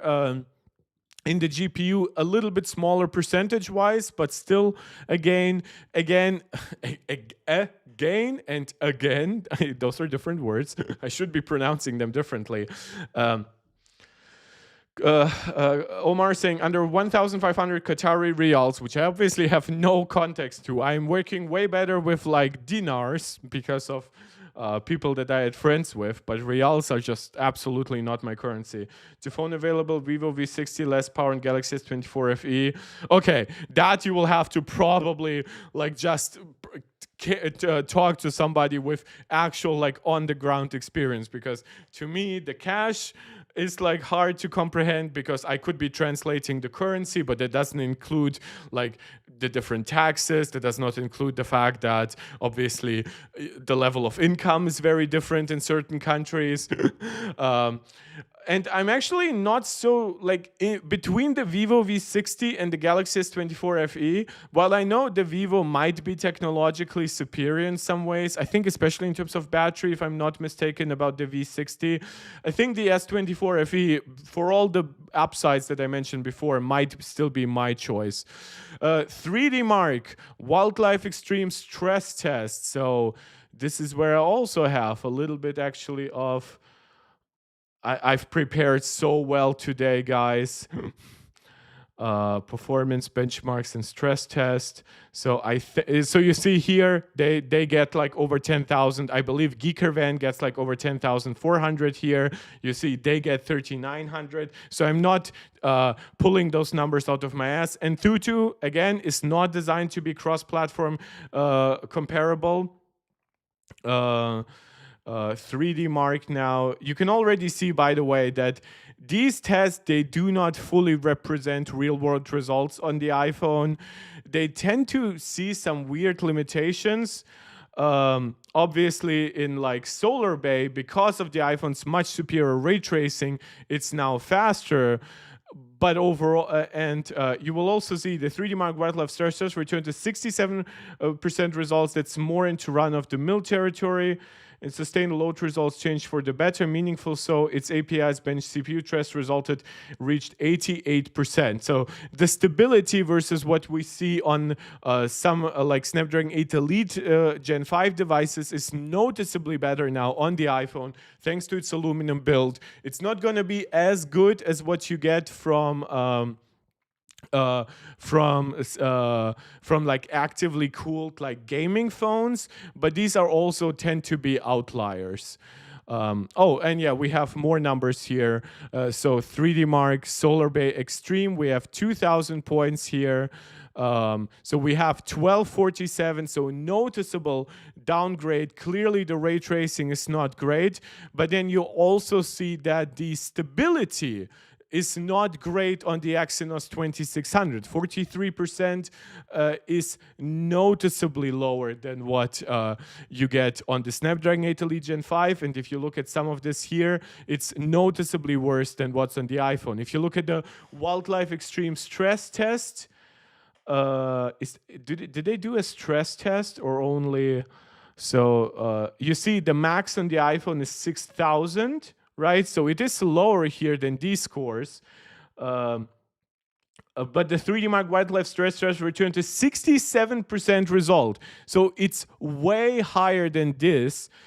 So out of 6,000, well, 67% is just 2/3. It's going to be 4,000. So that's 1/3 more performance sustained than the Exynos 2600 and the Snapdragon 8 Elite Gen 5. In Solar Bay Extreme Stress Test, here we have the Solar Bay number for the iPhone. This I get. Oh, yeah, this is extreme. So we'll need the other one. We'll need this one. God, I'm so well prepared. Oh God, I turned myself on so much. So stupid. Solar Bay Extreme Stress Test. You see the iPhone gets up to 1992. Now we do not have a sustained number, but if a Solar Bay is anything to go by, they should still, obviously, they will easily outperform the Snapdragon 8 Elite Gen 5, but probably also outperform the Exynos. Now, the Exynos here is not actually that much at fault. I would assume that and I kind of know that the vapor chamber is just much smaller in the Galaxy S26 and S26 Plus than it is on the S26 Ultra, but that's just something to keep in mind. Unfortunately, I've not yet been able to find differences in like real world between the Exynos 2600 enabled Galaxy S26 models and the 8 Elite Gen 5. I could be comparing the Plus to the Ultra, but this would of course be oranges to Apple comparisons or Samsung's to Apple comparisons. Like NPU, I've also not seen the Exynos 2600. Well, I guess I can look it up. Exynos 2600 Geekbench, and then I will be able to see if there are any AI results. Because I want the actual Geekbench site. I don't want, because I don't know how to search for it. Like if I type in Exynos 2600, I don't get anything. I already tried that before. So I do not know how to find that. One thing that I can do is I can look at benchmark charts for Android.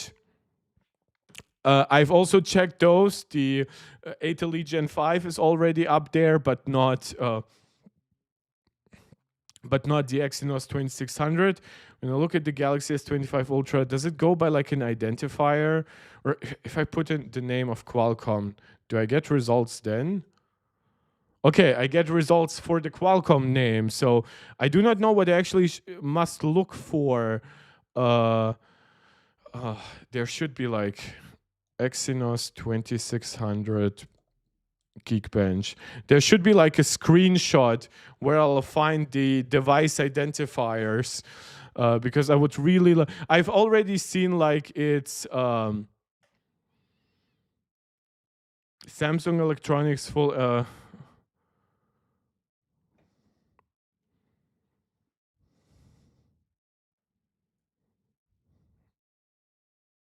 Is that what I should type in? S copy. Will this actually work? This is not the like pre-validation shit or whatever?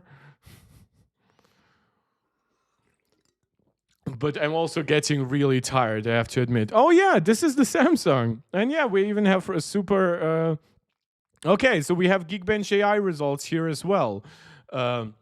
This is something that we can nicely compare. Well, first, the GPU, right?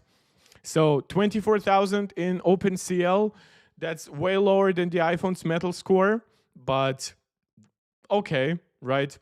I believe it's very similar, though, to the... God, I have to open another Geekbench. Geekbench 6. Versus the Snapdragon 8 Elite Gen 5. So browser, benchmark charts, Android benchmark charts. So this is, let's look at the OnePlus 15 here. Yeah, so you will see that the GPU numbers, because again, this is not a test that accounts for neural accelerators or ray tracing performance. You will see that these GPU numbers are quite similar and also lower than the iPhone's compute numbers, but then you'll see that real-world gaming results for raster are very similar between all three. And then for ray tracing, the iPhone and the Galaxy will be superior to the 8 Elite. And then when you look at thermal constraints, you will see that the iPhone performs better. The only things that win against the iPhone, and we've been checking out like Dame Tech occasionally here, are, for example, actively cooled gaming phones from Chinese brands. And yeah, Geekbench AI, so that's now something that the iPhone can deliver for us. That's something I'll have to do a search for. I was so well prepared, but I did so much more today than I actually planned. So when we look at this, give me Geekbench AI. And that's the last major test I want to look at today. So this is TensorFlow Lite CPU versus the iPhone. You'll see massive gains that the iPhone just handles AI way better on the CPU side. Now, given that this is a C1 Ultra CPU main core, it should still have scalable matrix execution or extensions, I forget, accelerators right with the CPU. But however Apple handles it, it seems to be better here. And now when we look at the GPU, this is actually, this would be embarrassing if that were to be true. But you can see one number is superior to the iPhone, and that is the neural engine equivalent. And you will see that the iPhone's neural engine handles FP32 better, FP16 close but still inferior, but then FP8, because Apple still does not have native support for FP8, this is probably the one thing where the Samsung is truly faster than the iPhone, which is FP8 acceleration. Now, will it be actually that much faster in AI tasks? That will depend on how well it can utilize its own memory bandwidth. That will depend on how much it can combine its neural engine and its GPU performance, right? If you look here, the GPU, the iPhone's GPU handles neural tasks like what at 6 times better. That's for FP8. For FP16, yeah, that's like more than 4 times faster, 4.5 times faster. And then when we look at FP32, that's where it's still over 4 times faster. So very clearly, Apple has better better AI on both its CPU and its GPU, partially because they've now been building those AI accelerators to also scale, of course, as Macs and iPads have more cores and more bandwidth. But the neural engine from Apple has been a little bit stagnant versus some other competition. So that is something I absolutely acknowledge. In fact, when I look at the Snapdragon 8 Elite Gen 5, that will be an interesting last comparison here to provide in terms of Geekbench AI. Riley saying, I heard AI, it's time to sleep. Well, yeah, for you, I know. So in terms of CPU versus the iPhone here, it's still slower, but handles AI better.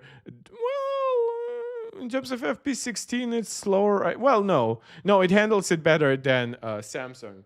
KSP saying good night to Riley. And the GPU, so on the GPU side, we're seeing noticeably worse results again than the iPhone. And you also see the native FP8 acceleration. That's also an advantage over Apple. Again, Apple seems to prefer FP16. Don't forget, FP16 has even higher precision than FP8. And obviously, FP8 has way better precision than FP6 or FP4. So Apple seems to be very careful here, but if you look at Apple's numbers and scale them up, it would be easy to imagine how Apple would get to like 100,000 points if they had native FP8 acceleration. So that's something to look forward to with the next generation. Yeah, but that's about it. I am positively surprised by the Exynos 2600 in many ways. Battery life test on the Galaxy S26 and S26 Plus suggested it's also quite efficient, but maybe not as efficient as the Snapdragon 8 Elite Gen 5. Definitely not as efficient as the iPhone's A19 Pro chip. But you see in ray tracing, because of its cooperation on the GPU architecture with AMD, it's quite competitive. It beats the Qualcomm. And if you paired it with a more capable cooling system, a larger battery, I'm very sure this could be a chip that might go very well with some Chinese devices if it becomes much cheaper than whatever is the latest generation Snapdragon 8 Elite. Or, for example, even right now, there's a difference, obviously, between the 8 Elite Gen 5 and the 8 Gen 5. And there is a rumor that some next generation devices might forgo the 8 Elite Gen 5, the 8 Elite Gen 6, and put in the 8 Gen 6 instead. Because the price increases are becoming so high, it's becoming very difficult to put those chips in devices that are less than $800, at least if you want to make like a decent profit margin.